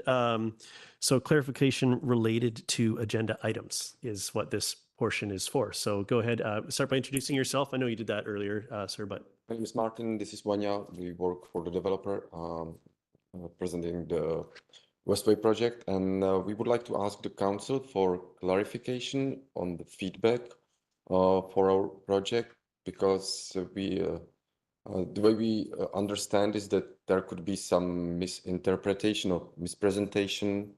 For example, one of them would be it was mentioned as the feedback from one of the councillors that the number of trees our project is not meeting the required number of trees. And maybe we heard it wrong, but the fact is that our proposal is exceeding the required number of trees, like double. The requirement is 10 trees, and we are proposing 20 trees within the site. It's just that the misunderstanding could be that we are supposed to provide a tree within certain distance, and we are not meeting the distance between the parking stalls, but the total number of trees within the site we are meeting. So that's one of the concerns, and I could have some other comment. I think, yeah, and thank you for staying to ask your question. I think without having the staff that's working on the file here, I think that the question is maybe next steps when something gets referred back to staff, and try to turn it into a general question that I can direct to one of the staff members that's here. So when something's referred back to staff and there's feedback provided as way, could you speak to what next steps are for staff and the proponent on this, which I think gets at not just answering this question, but whatever the other ones are? Thank you for the question. So normally what would happen is the next step would be for staff to meet with yourselves, and we'll debrief essentially council feedback and figure out what's the way, is there a way forward, what are the next steps, and then hopefully come back to council again. Okay, sounds good. Okay, so yeah, I hope that I know that unlikely doesn't address your specific questions, but that'll be the process, and you will hear from our staff shortly, or feel free to reach out as well. But there's a process in place for that, and so we will do that then. Thank you, and thank you for thank you. Yeah, no, these are this is what this piece is for. I'm assuming is there no hands online? Okay. So council or staff announcements. Council, we're at 9:54. I'm trying to avoid a motion to extend. My comments are Happy New Year, everybody. I sure enjoyed some time of doing not much of anything and spending time with the community. But if anyone has any other comments that'll fit in the next 6 minutes, I would welcome them. Otherwise, I'd like to move on with our agenda. Anyone? No, great. Okay, so we have limited staff or council announcements today. We don't have a motion to close, and we don't have any in-camera announcements. So I'm looking for a motion to terminate. I see Councillor Hamilton, thank you. Seconded by Councillor Stoner. And all in favor? Motion carries, and we dodged the motion to extend bullet. So thank you very much, everybody, for your work today, and it's great to be back around this table with all of you, and we'll see you next week. Thank you. I blame my internet lag, Andrew, just so you know.